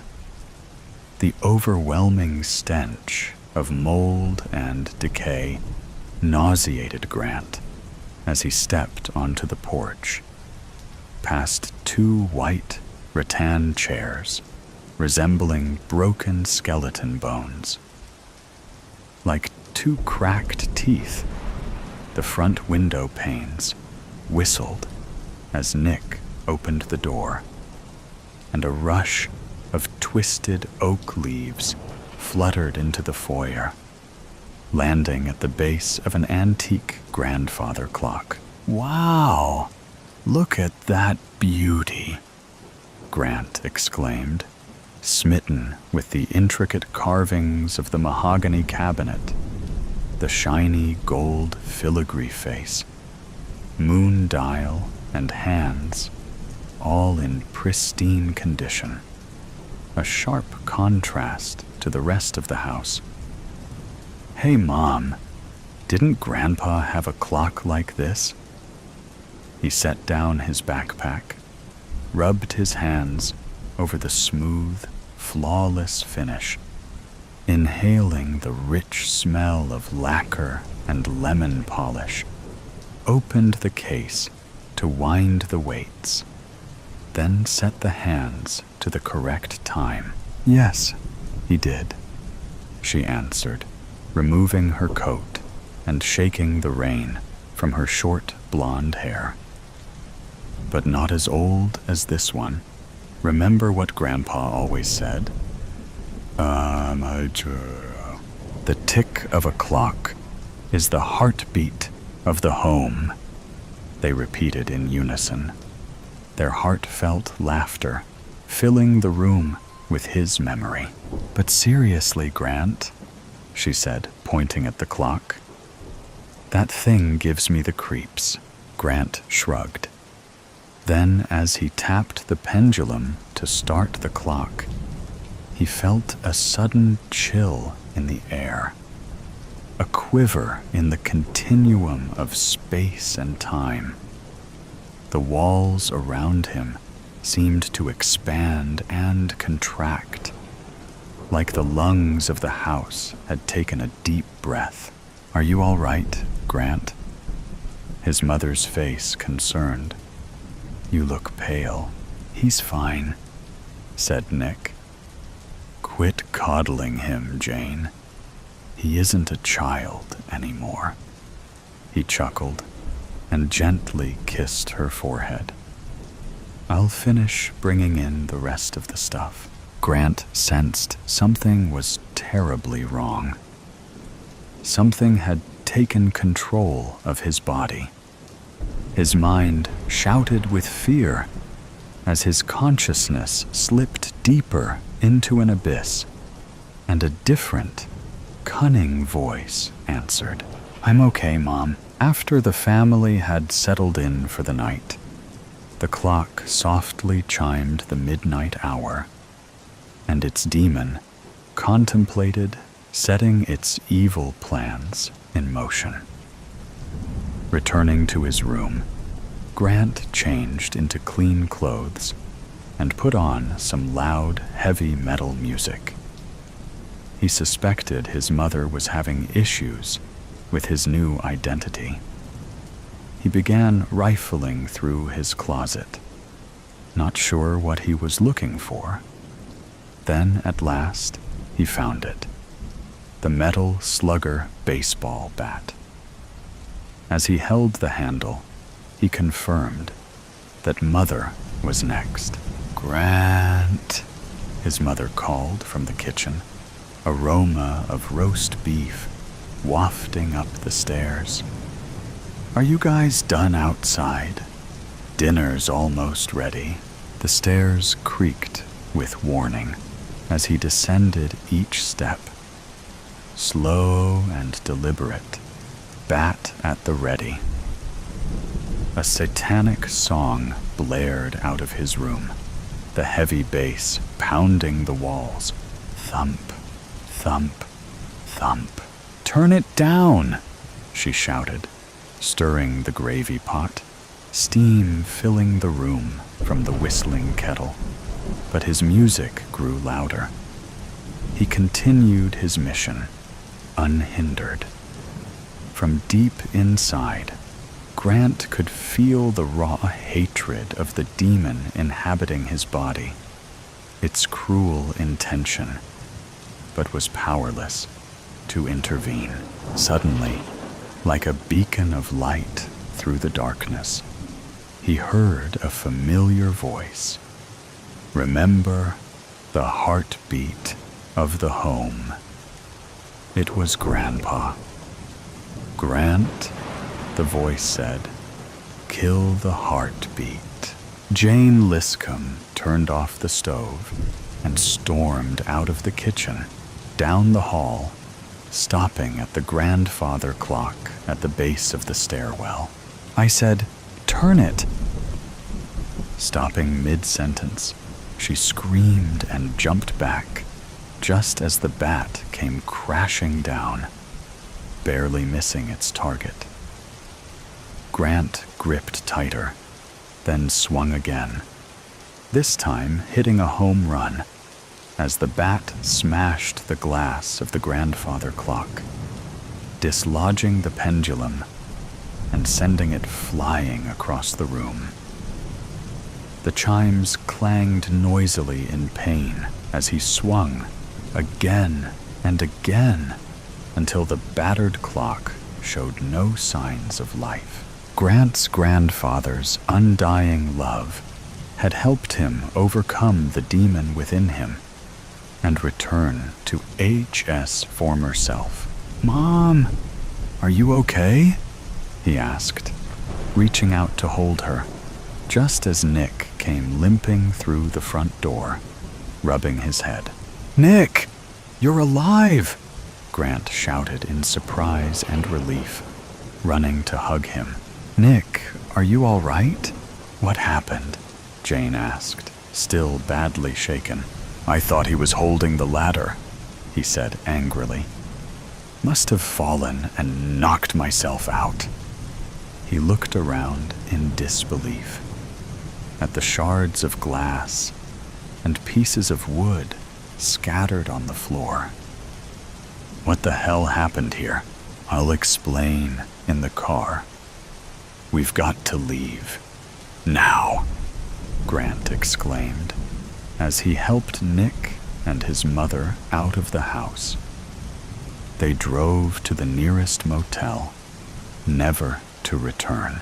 2 years later, a young couple turned the key in the tarnished brass lock of their newly rented farmhouse in the Halliburton Hills, and as the warm sunlight shone into the foyer, a spectacular sight was revealed. A beautiful mahogany grandfather clock. For such a time as this, once a week, for the past 10 weeks, Hattie had come to the local cafe for Bible study with a few of her friends from church. It was led by Marissa, one of the long-standing members of the church. Once a week, for the past 10 weeks, Hattie had left the cafe feeling uplifted, inspired, and closer to her Creator.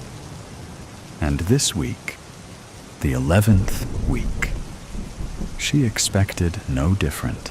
Uplifting music wafted through the speakers, mixing with the sounds of dishes clanking and milk frothing behind the counter.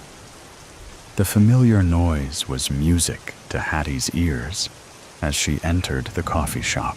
"Hattie!" Carmen squealed, beckoning Hattie over from the door. "Coffee's on me today. I got you your usual." Hattie smiled.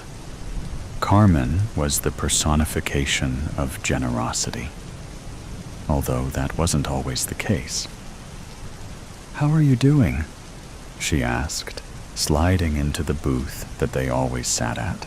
"Better than I deserve," Harper quoted, appearing behind them. It's what Carmen always said when asked that question. It's the truth. God is so good. As long as I'm breathing, it's more than I deserve. She shrugged. Harper slid into the booth next to Hattie, smiling. "Is Marissa late for the first time ever?" Hattie asked, looking around. "I thought I saw her car outside." In response, Marissa came out of the bathroom and joined the 3 college girls at their booth. "Good morning, girls," she said, eyes bright, as she took her seat next to Carmen. The four girls took each other's hands, and Marissa opened them in prayer before they opened their Bibles and began reading and discussing the book of Esther. Is it wrong to be so engrossed in divine wisdom that you lose track of what's happening around you? Surely not, although it can be dangerous. What is wrong is to come into a quiet, privately owned cafe at 11:38 a.m., lock the doors, aim a gun at the ceiling, and set it off. Which is exactly what happened next. The shot rang out in the near silence of the cafe, piercing through the air like only a bullet can, sending a singing bell into the ears of all who were near it. A young child across the shop screamed and was instantly grabbed by his mother, who hid under a table with her back to the aisle, blocking anyone from getting her child. A barista dropped a porcelain cup out of shock, and it shattered on the floor, spilling hot liquid everywhere. Hattie cupped her hands over her mouth so as to not scream. "Everybody hold up your phones," the man shouted, swinging his gun around. "Hold them up high." It took no time at all for everyone to comply. "Good. Now you." He pointed his gun at the man who was standing at the counter. "Go and get them. Bring all the phones to me." The barista couldn't have been more than 17, and his hands shook as he went around to each table and collected the phones. That 17-year-old boy wasn't religious, but at that moment, he was praying. Praying that somebody, anybody, had called the police. "It'll be okay, girls," Marissa whispered. Hattie could tell that she was trying to be strong, but she could also see the fear in her eyes when she glanced at the man with the gun. "You four." The man pointed his gun in the direction of Hattie and her friends, and it was at that point that Harper began to cry. "In front of the door. Stand." None of them knew what he meant, but he motioned for them to get up. And since he had a gun, they did what he asked. Then he did it again to the next table, making them stand in front of the windows. Soon, the whole store was stood in front of the glass entrance to the small cafe, including the little boy and his mother. While he was lining them up, the sound of sirens began, getting louder and louder, closer and closer, until they were too loud for Hattie to bear, and she covered her ears. Henry Walker, an amplified and slightly muffled voice, said from outside, "This is the New York City Police Department. We have the building surrounded. Come out with your hands up." Of course, Henry did no such thing, but waved his gun in the air, almost as if he was saying, "Don't try me." Next to Hattie, Carmen was holding her necklace so tightly that her knuckles were turning white, while her other hand was entwined with Harper's. Marissa's lips were moving, but there was no sound coming out. She was praying.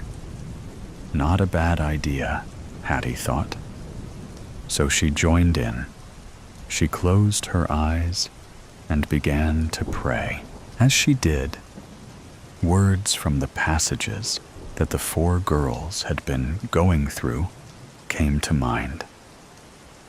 It was a popular verse, seen on stickers and coffee mugs. For such a time as this. Of course, the full verse was a bit more convicting. But that's the part that rang through Hattie's young mind as the minutes turned into hours. There was a clock on the wall behind the shop counter, and it served as a reminder of just how long these people had been standing here. 2:30, 3 hours, and the police had done nothing. "Why aren't they just coming in?" someone asked to Hattie's left. "We're blocking the door. They no doubt have a sniper on the roof, waiting to take the shot. But they can't, because they might hit one of us," she responded, her voice low. It had been too long standing here. She didn't want to do this, but she had put it off long enough. She took a deep breath, in and out. It always brought her peace, ever since she read that the name Yahweh was originally written without any vowels, and that in every breath you could hear it being said. Once she took a deep breath, she stepped forward, just a little bit. "What are you doing?" the guy with the gun asked, aiming his weapon at her chest. "Get back in line." "You don't look so good," Hattie said, her voice shaking ever so slightly. "Can I get you a cup of water?" Henry stared at her as he considered this, evaluating, calculating, risk assessing.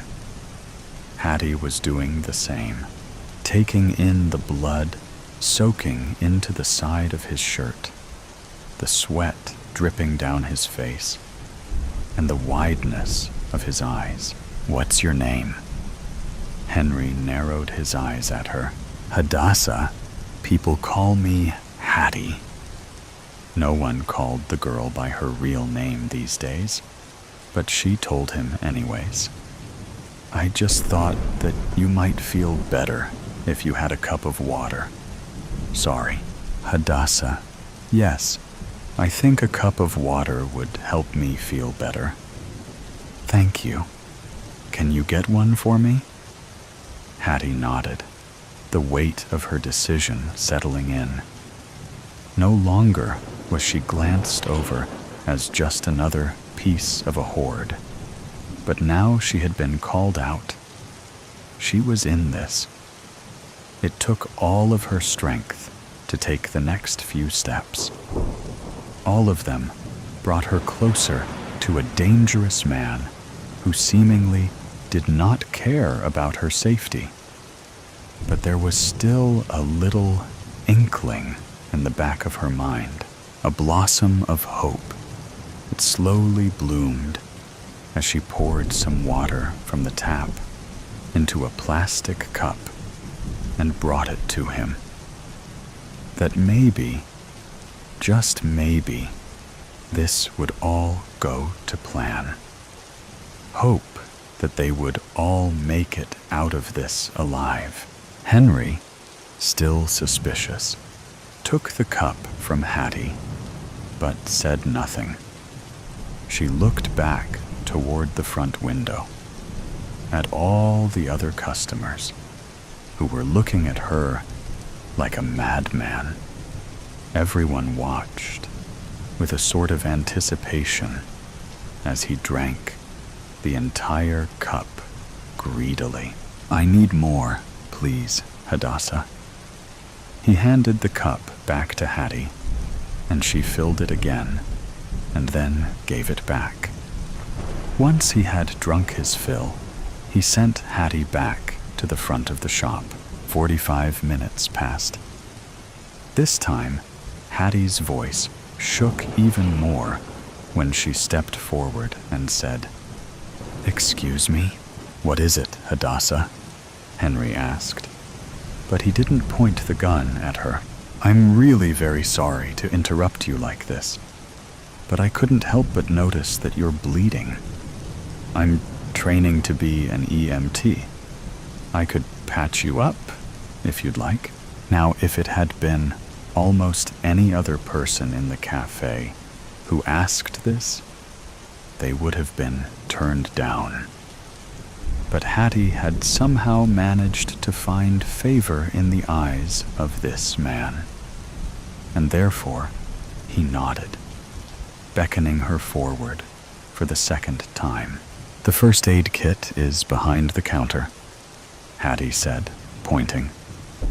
He allowed her to go and get it, and when she had, the two of them sat down at one of the tables and got to work, while Hattie cut his shirt open so she could clean the wound and examine it.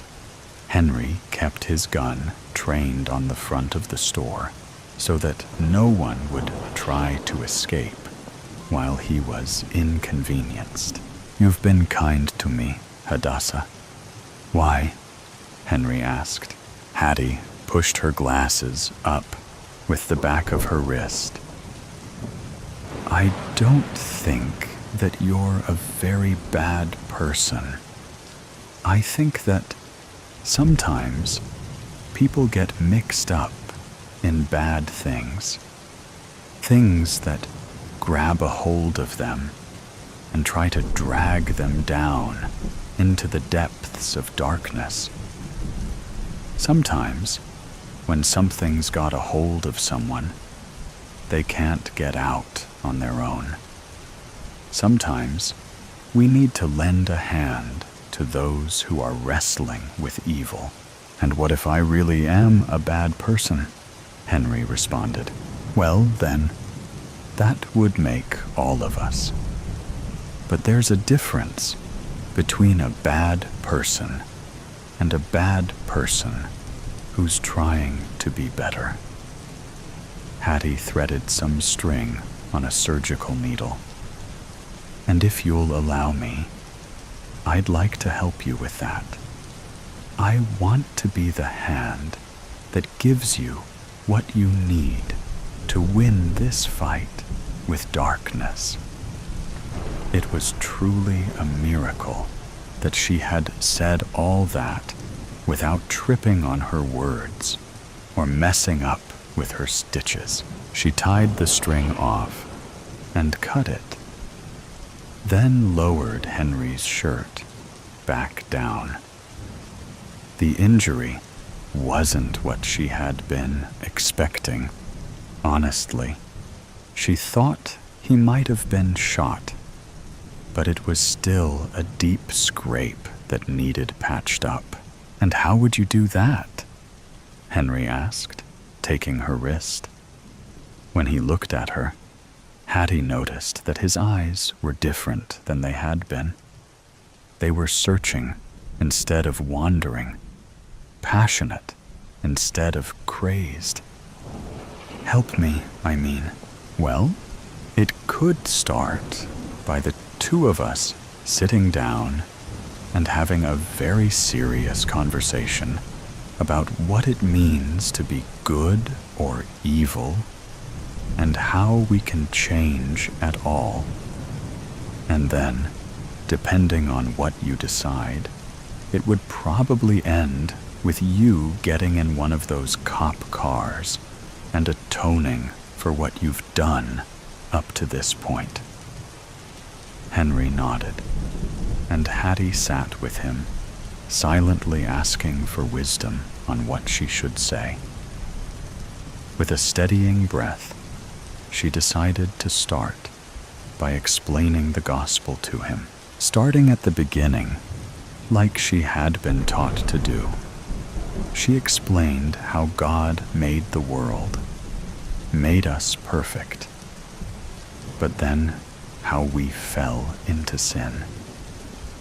She explained separation from God, and what that meant for us in our fallen state. And then she told Henry, who was listening intently, as though this was the only thing he ever had to think about. "Henry, why are we here today? What made you decide to do this?" Hattie asked when she had gone through her spiel. "I got in with some rough people. We did something bad," he said, head in his hands. "Police pulled up, and I didn't want to get caught, so I ran. Figured I could do what they do in the movies and negotiate my escape. Wasn't till I got in here that I remembered." Henry looked up at Hattie, eyes shining with tears. "Bad guy never gets out of the situation in the movies." "Okay," Hattie nodded. "So what's next?" "Everyone goes home," Henry whispered, taking in a shaky breath. "And I go to prison." Hattie stood and turned to the rest of the people in the cafe, and Henry put the gun on the table, away from him. "Go home." Hattie told everyone along the window, smiling. Then she sat back down and faced the criminal before her, asked him how he was feeling, listened intentionally only to him while a SWAT team came in and surrounded them both. Henry had long since broken down into tears and was shaking with sobs so hard that he couldn't even hold his hands up in surrender. He didn't protest when they put the cuffs on him and read him his rights, or when he got it in the back of a police car. When it was all over, Hattie put her head down in her arms on the table.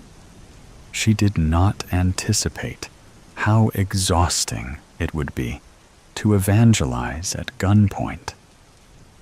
Her friends came back in and laid a blanket over her, matching the ones wrapped around them. Shock blankets, they were called. "Hattie, that was so stupid and brave," Carmen said, sitting next to her. "Are you okay?" "I'm fine. Just doing what had to be done," Hattie responded, looking up from the table to her friends. "We should go get ice cream," Harper said, then quickly amended, "through the drive-through." Hattie snorted, laughing. "I have ice cream in my dorm room. Come on." The four girls left the cafe and drove to the college, each separately praying a little prayer of gratitude on the drive over, and then finished their Bible study in the comfort of Hattie's living room, with bowls of chocolate ice cream next to them. When Henry's trial came 2 weeks later, Hattie attended. She watched him plead guilty and apologize to the people he had hurt. She didn't visit him in prison, but wrote him letters of encouragement every once in a while. When he wrote back that he had become a Christian, she shared it with everyone in her church. Overjoyed, after a year or so, the four girls decided to try the coffee shop again.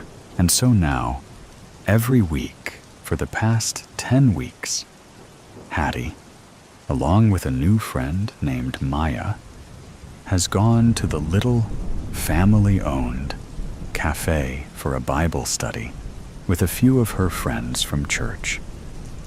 She'd walk in and hear the quiet, uplifting music and the gentle bustle of the few people inside, and smell the fresh, ground coffee beans and vanilla. Then Maya and Hattie would see Carmen, who had dyed her blonde hair bright orange since last week, and Harper, with her new engagement ring, and Marissa, who was now pregnant. And they'd sit and talk and read and pray, just as they expected to do for the next 10 weeks. Before the last light fades, the sky hung heavy with smoke, the distant cries of the oppressed swallowed by the towering buildings of a city once free. A mother and daughter weaved through the shadows, their breath shallow, their hands concealed beneath tattered gloves. Vale gripped Iris's tiny hand as they maneuvered through the ruins of their former home, each step a calculated whisper in the night. The Iron Thorns brand was the mark of submission or death, and they would take neither. The air carried the scent of decay, a putrid reminder of the regime's cruelty. People slithered through the alleyways, gaunt faces avoiding eye contact, knowing that even a glance could spell their doom. The regime's soldiers patrolled the streets like reapers clad in black, their glowing red eyes piercing through the darkness, hunting those who dared remain unmarked. The execution of Vale's husband, Iris's father, still burned in their minds. The smell of charred flesh haunted their nostrils. The crackling flames, the mocking laughter of the soldiers, the silence of the crowd. It all replayed in their nightmares. They had to keep moving, had to survive, had to evade the fate that had claimed him. Tonight was another night of scavenging. A half-crumbled restaurant stood at the corner of a ruined boulevard, its once vibrant walls now covered in soot and graffiti. Vale pulled Iris inside, keeping close to the walls. The scent of rotting food and stale air filled their lungs. The mother worked quickly, rifling through drawers, picking out anything edible, while Iris stood guard near the entrance. A sound, boots against concrete. Vale stiffened, signaling for Iris to stay silent. Soldiers, their red eyes glowed from the entrance as they fanned into the restaurant, their movements calculated, methodical. They began inspecting hands, searching for those unmarked by the iron thorn. Vale pulled Iris back, creeping toward a darkened hallway. A misplaced step, a brush against cold metal fork clattered to the floor. The sharp clang cut through the silence like a gunshot. Heads turned, red eyes locked onto them. Vale wasted no time. She yanked Iris's wrist and ran, her heart hammering in her chest. They pushed through a door, locking it behind them. A window, their only escape. Go! Vale hoisted Iris up as the door behind them rattled. The girl scrambled through, dropping onto the cold alley below. The door splintered. Vale lunged through, just as the soldiers burst inside. Shouts erupted, radio static crackling to life. Lights flickered on across the street as people stirred. Gunfire roared A searing pain tore through Vale's leg as she shoved the door of a rundown building open. She collapsed onto the floor, biting back a scream. Blood pooled beneath her as she dragged herself into the shadows, Iris clutching her arm, tears welling in her terrified eyes. Vale took her daughter's face in her hands. "Listen to me. You have to hide." "No, Mom." "Please, Iris." Vale's voice cracked. "Stay hidden, no matter what happens." With trembling hands, she guided Iris into a closet, barely illuminated by the moonlight streaming through a broken window. Iris clamped her hands over her mouth to stifle her sobs. The boots arrived. Heavy, unyielding. A soldier stepped into the room, scanning the darkness.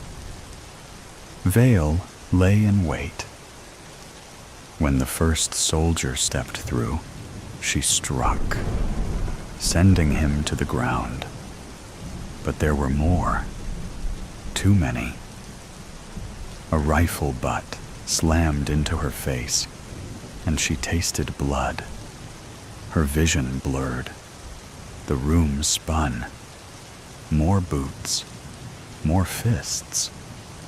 She barely registered her own teeth, breaking as she hit the ground. Through swollen eyes, Vale turned ever so slightly toward the closet, toward Iris. A soldier noticed. He stepped toward the door. The closet burst open. Iris flew forward, her father's pocket knife in her tiny hand. She plunged it into the soldier's thigh. A scream. A gunshot missed its target as the soldier reeled back. But then a massive hand swung, sending Iris crashing into the wall. "No! No!" Vale's voice was hoarse, raw with anguish. She tried to crawl forward to Iris, but a boot slammed down on her spine, pressing her into the filth-ridden floor. A soldier began inspecting their hands for the mark of the iron thorn. But there was no mark. A soldier crouched beside her, those glowing red eyes consuming her vision. "We have plans for you." Darkness swallowed her whole. Days passed in black silence, interrupted only by the sound of rats skittering across damp stone. The air was thick with rot. Vale and Iris were dragged from their cell, their chains clinking, their bodies weak. The execution grounds reeked of gasoline and old death. The earth beneath them was blackened, littered with ash. The crowd gathered, silent, afraid. Vale pulled Iris close, pressing a kiss on her forehead. "I love you, Iris. I love you too, Mom." Tears streaked down their faces, their fingers entwined. The soldiers poured gasoline over them, the cold liquid seeping into their clothes, filling their nostrils with its acrid scent. The crowd watched in silence, some with vacant stares, others with barely concealed horror. One soldier stepped forward, a Molotov in hand, his voice a cruel mockery. "I love you too." Laughter erupted behind him. The glass shattered. Chaos exploded. Flames roared. But not from the Molotov. It came from the sky, from behind the buildings. Rebels, Gunfire cracked through the air. The soldiers scattered, scrambling to defend against an unseen enemy. The crowd erupted, some running, some standing frozen in place. Vale, weak, but driven by desperation, tore at the chains. A stray bullet shattered the lock. She ripped her bindings free, grabbed Iris, and ran. Through the chaos, they stumbled into an alley, their lungs burning, their limbs barely obeying their commands. The city screamed behind them, but for now, they were free. Vale collapsed against a wall, cradling Iris against her chest, her fingers running through the girl's tangled hair. The child trembled, clutching her mother's torn cloak. "We're okay," Vale whispered, her voice cracked and fragile. "We're okay." Iris buried her face into her mother's shoulder, sobs racking her tiny frame. "I thought we were going to die." Vale held her tighter, pressing a kiss against her head, rocking her gently. "Not today, my love. Not today." The night still loomed. The regime still reigned. But for this fleeting moment, they had each other. And that was enough. Swiped. "He's here. And he's just as hot as his pictures," Charlotte texted from outside of the cafe. She moved 2 steps to her right. Jen responded with a string of emojis. Bearded man face, burning heart, guy and girl, kissing faces. Charlotte smiled and checked her hair in the reflection of the ramen place next door, getting faint notes of the meaty umami, all that her still partially stuffed nose would allow. Her phone buzzed. Charlotte swiped to see it was Jen, with another string of emojis. Sweaty face, fire, tongue, peace hand symbol, yum face, eggplant, peach, splash, snoring face, quickly followed by have fun, winking face. Charlotte applied lip gloss with her freshly manicured hand, pink nails matching her pick lip gloss, fluffed her hair, and snapped a selfie. Sending the filtered picture to Jen, she typed, "I'm going in." Jen hearted Charlotte's selfie and responded, "Sweep him off his hot feet. Call if it gets weird. I'll be right there."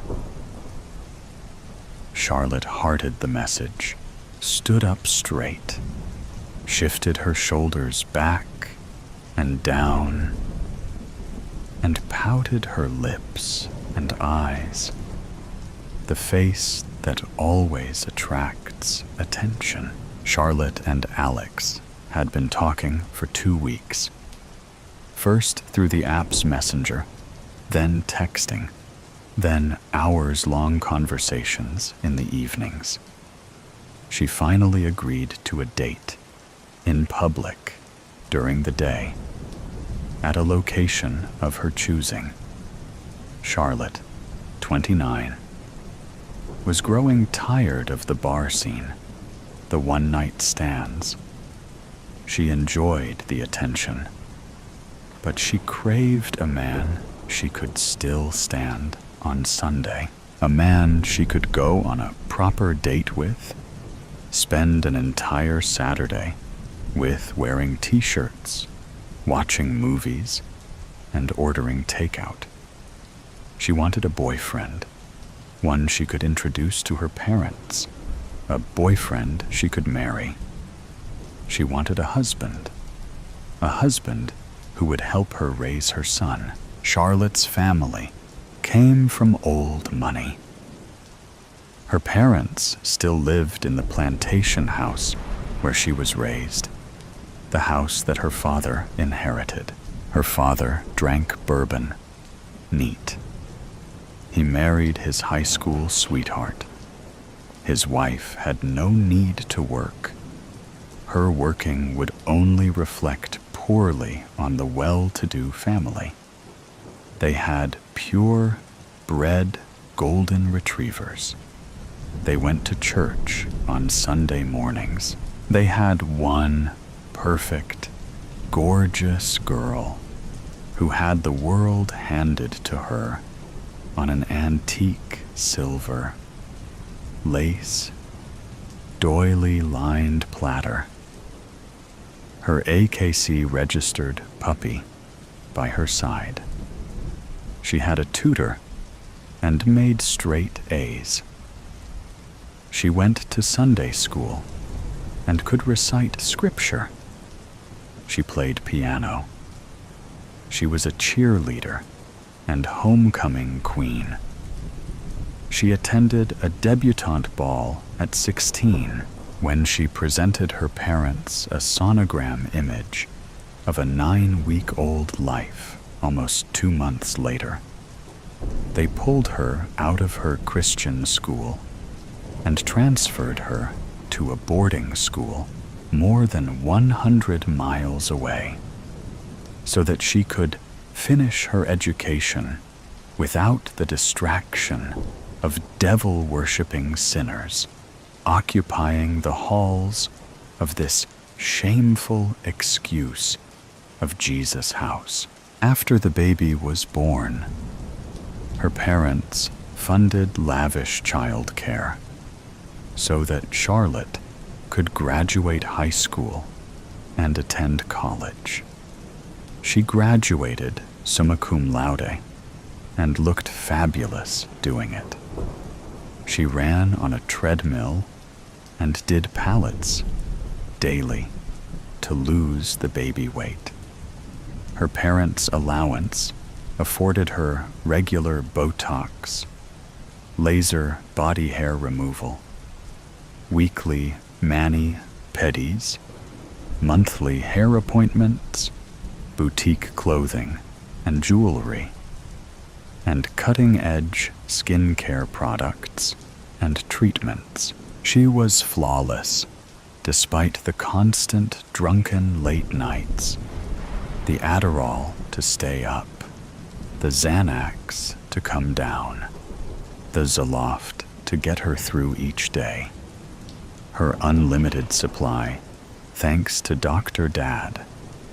Wealthy eyes don't carry bags. Charlotte met Alex through a dating app.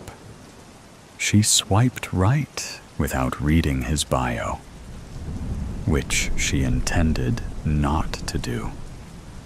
She wanted a boyfriend, not a boy toy. But that smile, those dimples, the perfectly messy hair, the shadow of a beard she imagined would send chills down her spine when they kissed, enough to drive her wild. Reading his bio, Charlotte found herself instantly lost in an imaginary future with him. The Spanish colonial home, yoga in the garden, her marketing businesses thriving, his groundbreaking medical research changing the course of cosmetic surgery, tapas on the veranda, summers in London, visiting his family. Alex sat at a table in direct eyesight of the entrance. A perfect man at a perfect table, far enough from the entrance to escape the heat, but well within the afternoon glow, bathing his skin in gold, and within clear view of her favorite barista, Naomi. Naomi always anticipated Charlotte's every need and filled it before Charlotte noticed what she lacked. Charlotte strutted directly towards Alex, the light forming a halo around her flawless silhouette. She smiled and waved to Naomi, whose facial rings shimmered in the sun. Alex stood to greet her, dressed exactly as she imagined he would. Beige linen pants, vertically striped cotton shirt with a deep V-neck, and pristinely clean brown leather sneakers. He smiled. "Wow," he said. "You're even more gorgeous in person." His British accent, the icing on the perfectly constructed cake in front of her. "You are looking quite good yourself," she responded. Alex leaned in for a friendly kiss on the cheek. Charlotte stepped back, placing a hand between their faces. "I'm still getting over this," she grimaced, pointing in the general direction of her face. "Gotta love those summer colds." "I understand." Please, sit," he invited as he pulled out her chair. Charlotte sat and smoothed the skirt of her silk mini dress. "What can I get for you? I'll place the order for us. I'll take a chamomile tea with honey and lemon, please." "Right." Alex stood at the counter between two glass cases of freshly baked muffins, scones, cookies, and tarts. A large basket of fresh fruit in front of the register. Charlotte watched him place their order, her chamomile tea and his tall, black Americano. He was very polite to Naomi, charming, almost flirtatious. He tapped his phone on the card reader to complete the transaction. He turned to meet Charlotte at the table, but changed his mind. "Actually, can I purchase one of those peaches? They look delectable, from a local orchard." "Perfect time of year," Naomi answered.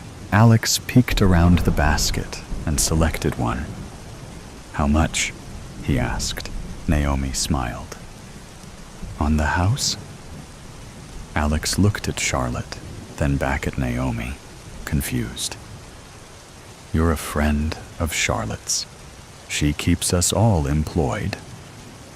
Naomi winked at Charlotte, who returned the playful look. The cafe's owner, Tracy, approached Naomi then. "See you in the morning, kid. I'm heading home." She slung her computer bag over her shoulder, exposing a bandaged pinky. "Cat scratch you again?" Naomi joked. "Damn plastic wrap. Sliced it right open." Naomi nodded. "Call if you need anything. Otherwise, I'll meet you here, bright and early," Tracy said sarcastically. "You know you can just give me a set of keys, and you can sleep sometimes," Naomi called to Tracy on her way out.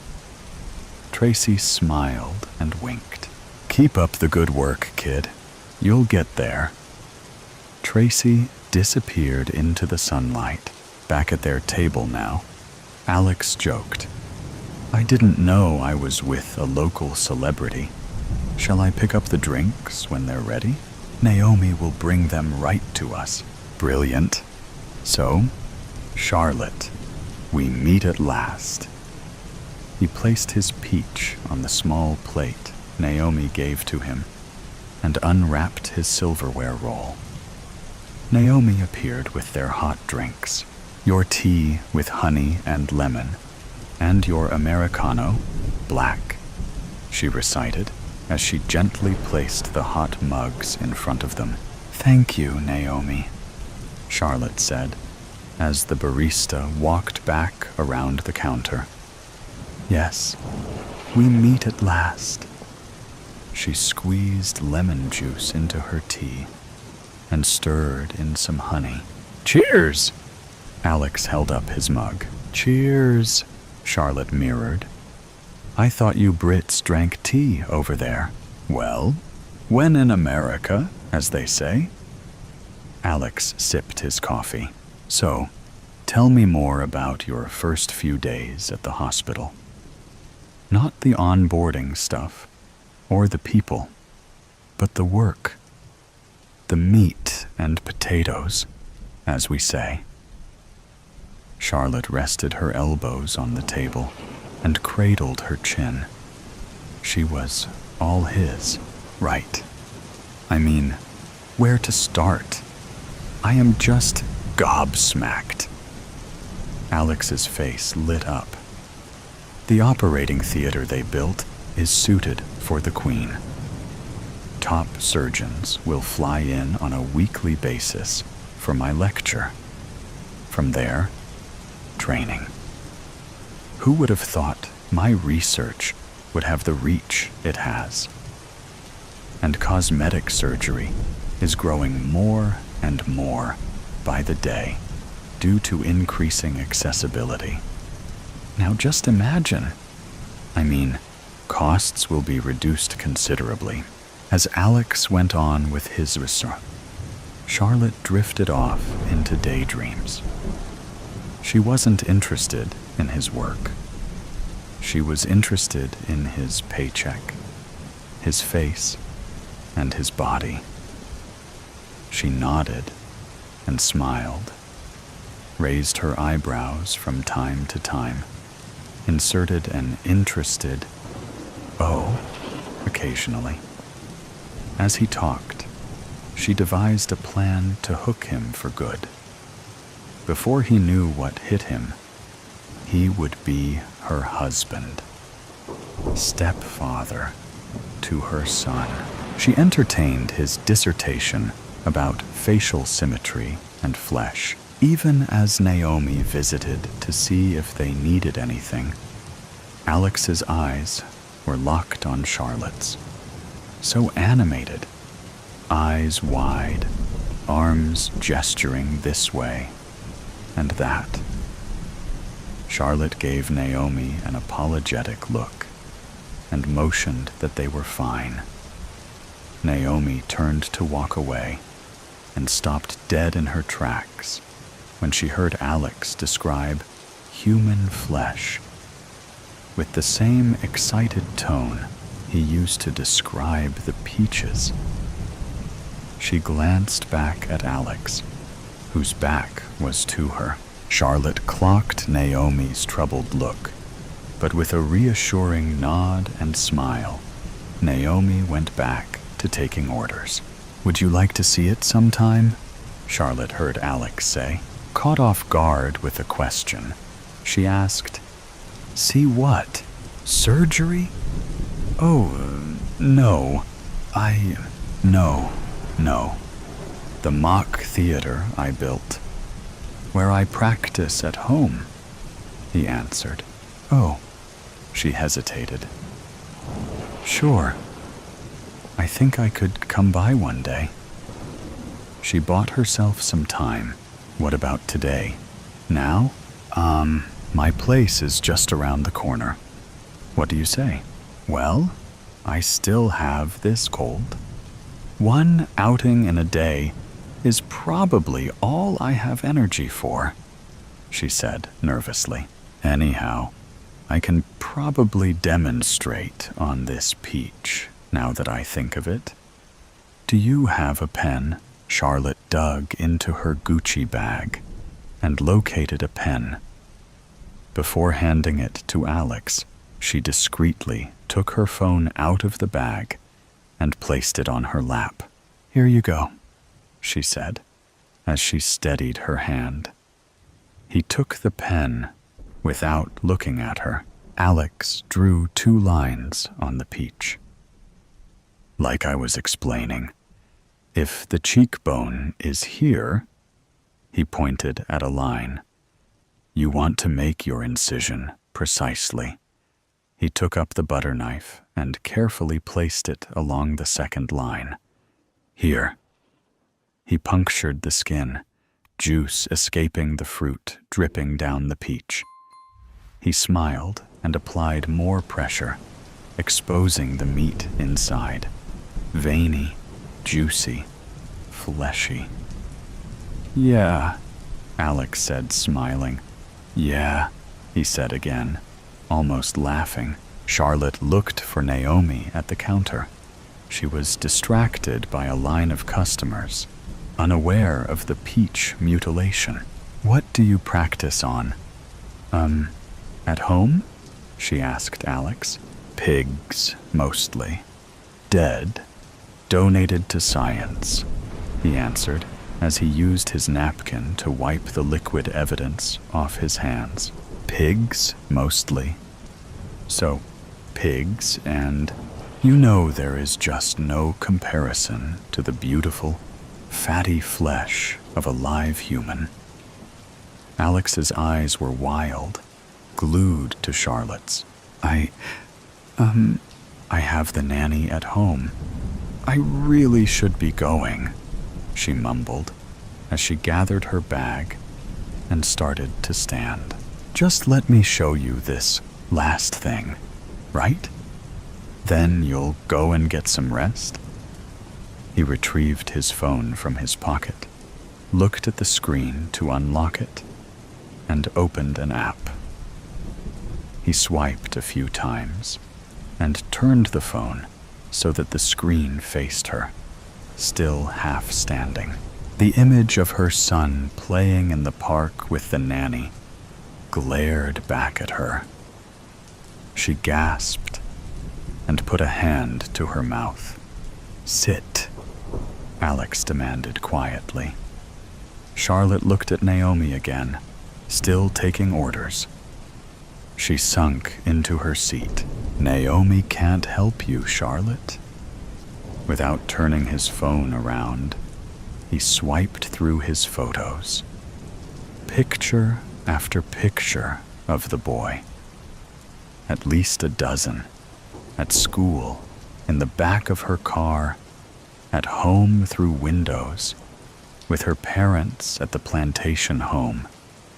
Tears welled, and she used every ounce of strength to keep them from falling. You are going to suck those tears down, and you are going to come with me. We leave together as a happy couple. One wrong move, and the boy is dead. He locked his phone and put it back in his pocket. He cleared his throat and stood. Right then. Shall we? He said, smiling, his voice bouncy and pleasant. He held out a hand to Charlotte. She took it and stood. They walked out of the cafe hand in hand into the setting sun. The next morning, Naomi arrived at the cafe shortly after 5. Without keys, she'd be stuck outside waiting on Tracy, so she never arrived on time. After letting herself in, she stuffed her backpack in the cubby below the register. She clocked in, pulled her phone from her back pocket, found the playlist she wanted, and plugged it into the cafe's sound system. This was Naomi's way of letting Tracy know she had arrived without having to speak so early in the morning. The cafe's landline was blinking. Great. Another warning about our car insurance, Naomi thought, as she picked up the phone to listen to the message. Hello. I know this might sound strange, but my friend was there yesterday to meet a date, and now I can't get in touch with her. We talk every day, especially after a date. Her name is Charlotte. She's tall, blonde, beautiful. She was meeting a guy named Alex, a doctor from London.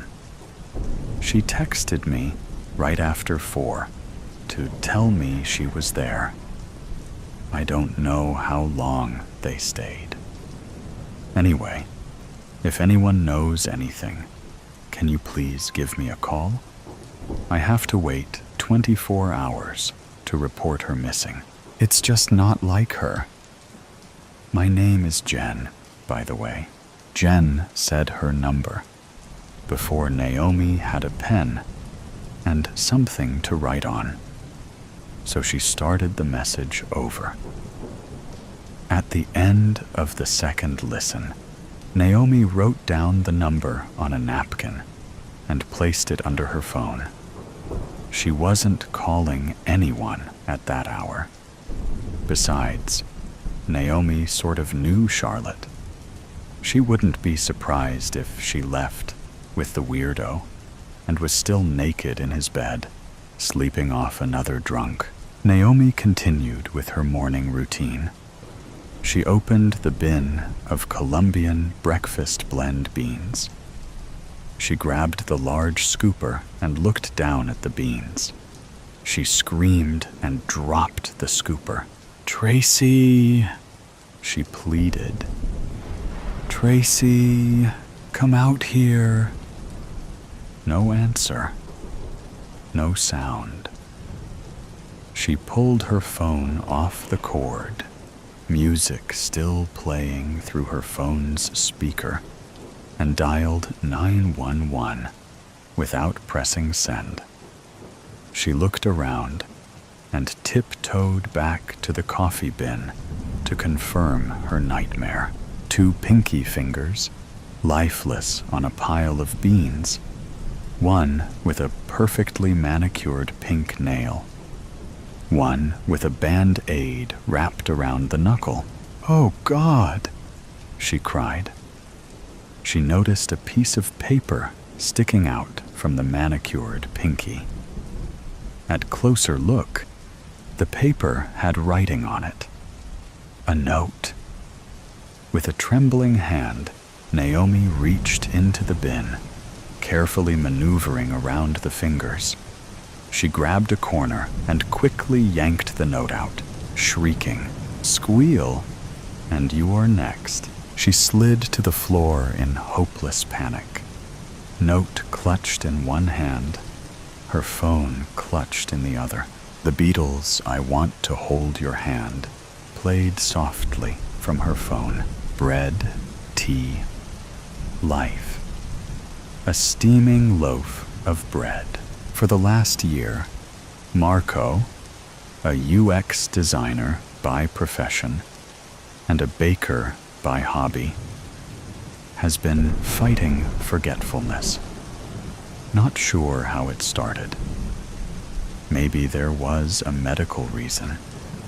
He'd lay in bed thinking a tumor was cooking in the corner of his brain, slowly degenerating his memory, closer to a stroke with each day. He didn't even know if brain tumors and strokes had to do anything with one another. He just knew both were bad and didn't want to know more. Or maybe it was all due to alcohol and cigarettes in his younger years. He used to drink and smoke heavily until the bad habits caught up with him at his friend's wedding 3 years ago. He woke up with a hangover, but it was a different type of hangover. His head felt like a malfunctioned computer that worked at 50% of its capabilities. His mind would turn on and off as he was waiting for breakfast. Then, after a 4th time going to breakfast to douse his face in cold water, his brain turned on entirely. He could almost feel the full power of consciousness kicking in. The probability that it might not happen next time scared him. Or maybe it was due to that tick bite he got 2 years ago. 2 weeks later, it turned out he had Lyme disease. It was discovered early, and he drank antibiotics. But you never know. Or maybe, actually most likely, it was because the sorry excuse for a human that was his wife was driving him crazy. Constantly nagging, never was everything fine, always something wrong. And it was him that needed fixing, never her. Or if she needed fixing, it was because of something he had done, even when what he was doing was good. For example, back when he didn't have a sustainable income, life was bad because she was carrying the financial weight. Then, when the tables turned, and he became the one bringing in the money, life was bad because she felt useless. Then, all the diseases. One day, it's breast cancer. Then it's leukemia, only to be suspicious of an unknown bone disease. Next, the mental issues, bipolarity, anxiety, panic attacks, depression. Marco had no problem with any of those. He was there to help. What ticked him off was the nerve to complain about his behavior when he had a bad week. It was understandable if she was in a rut, but God forgive if it was the other way around. Then he was a selfish and cold-blooded bastard. All of that was the reason for his panic attacks. Marco has never had them before as long as he could remember. Then he'd get sudden panic attacks while waiting for her to finish her shopping or while on a bus. It would happen out of the blue. He'd have a perfect day, then a sudden surge in the brain and panic. The result was panicking about a possible next panic attack. He couldn't remember if this was before or after his friend's wedding. It was a long time ago.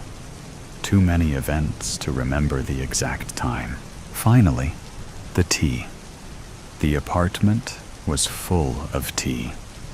Green tea, black tea, Earl Grey, matcha, chamomile, Desert Delight, 1001 Nights, the Gauss flights.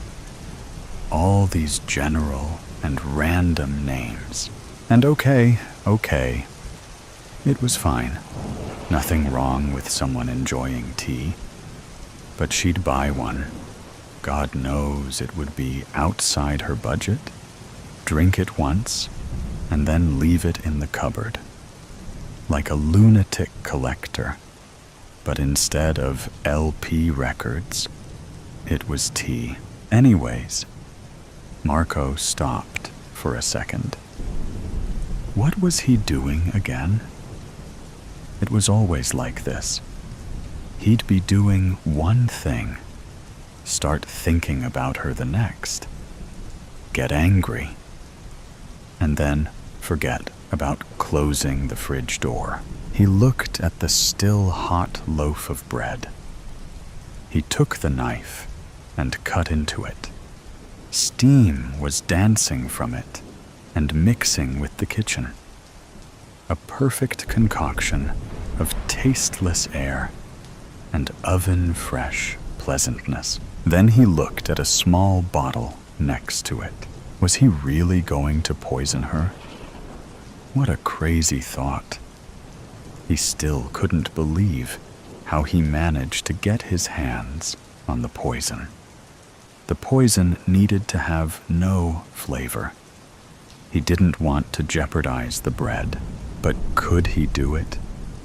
Now that the moment has arrived, could he kill? No. Could he kill another person? His wife, out of all people. He wasn't that type of person.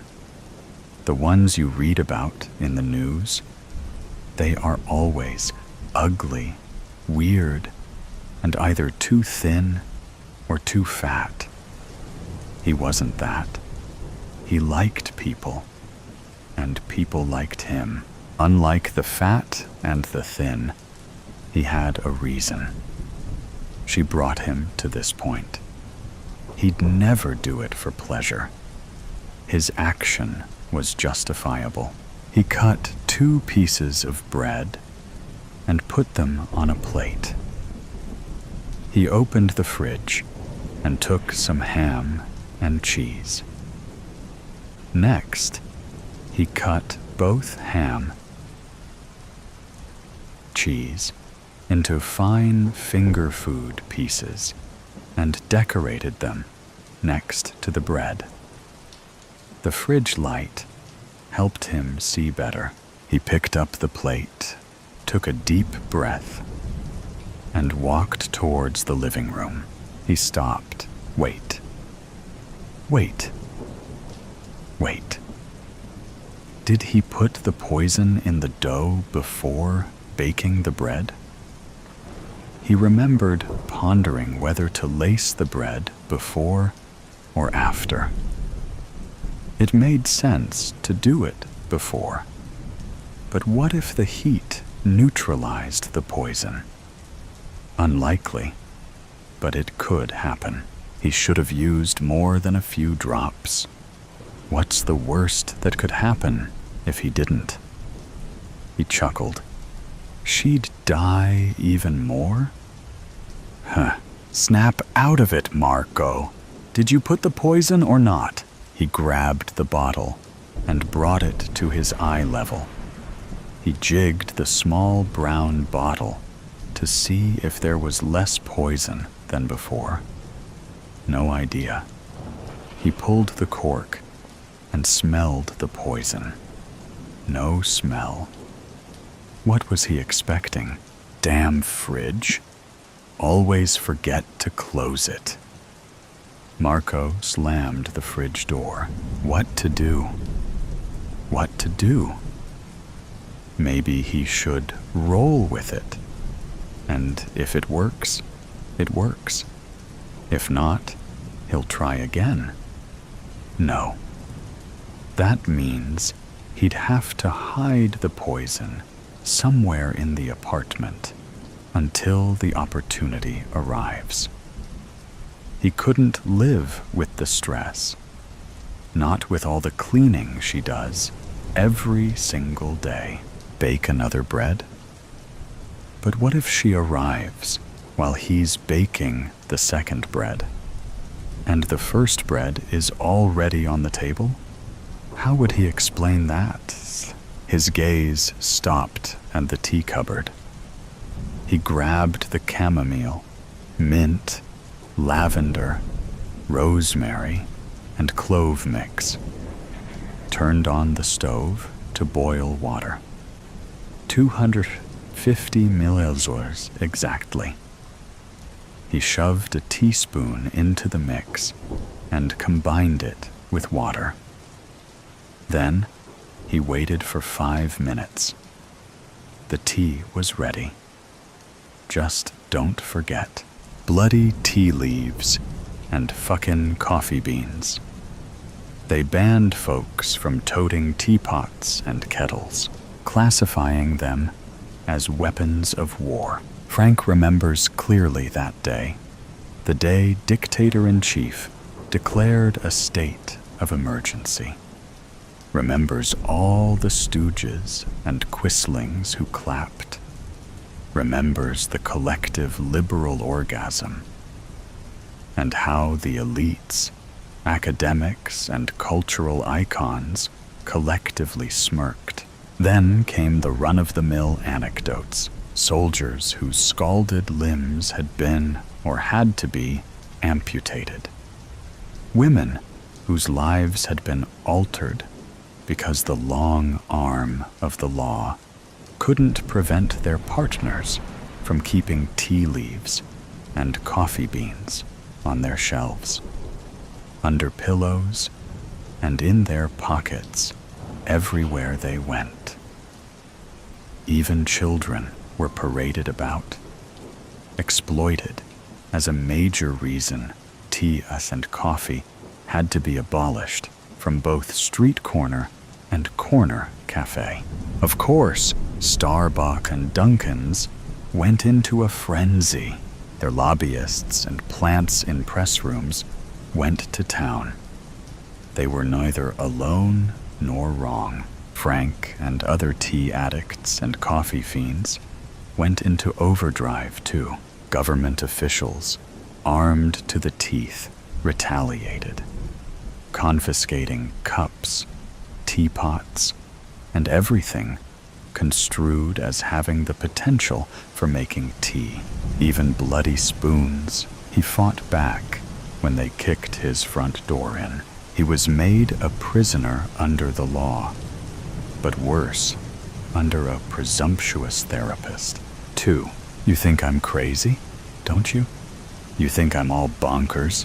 What makes you think I think that, Frank? That you just did it. What did I do? Tried to be clever. People like you?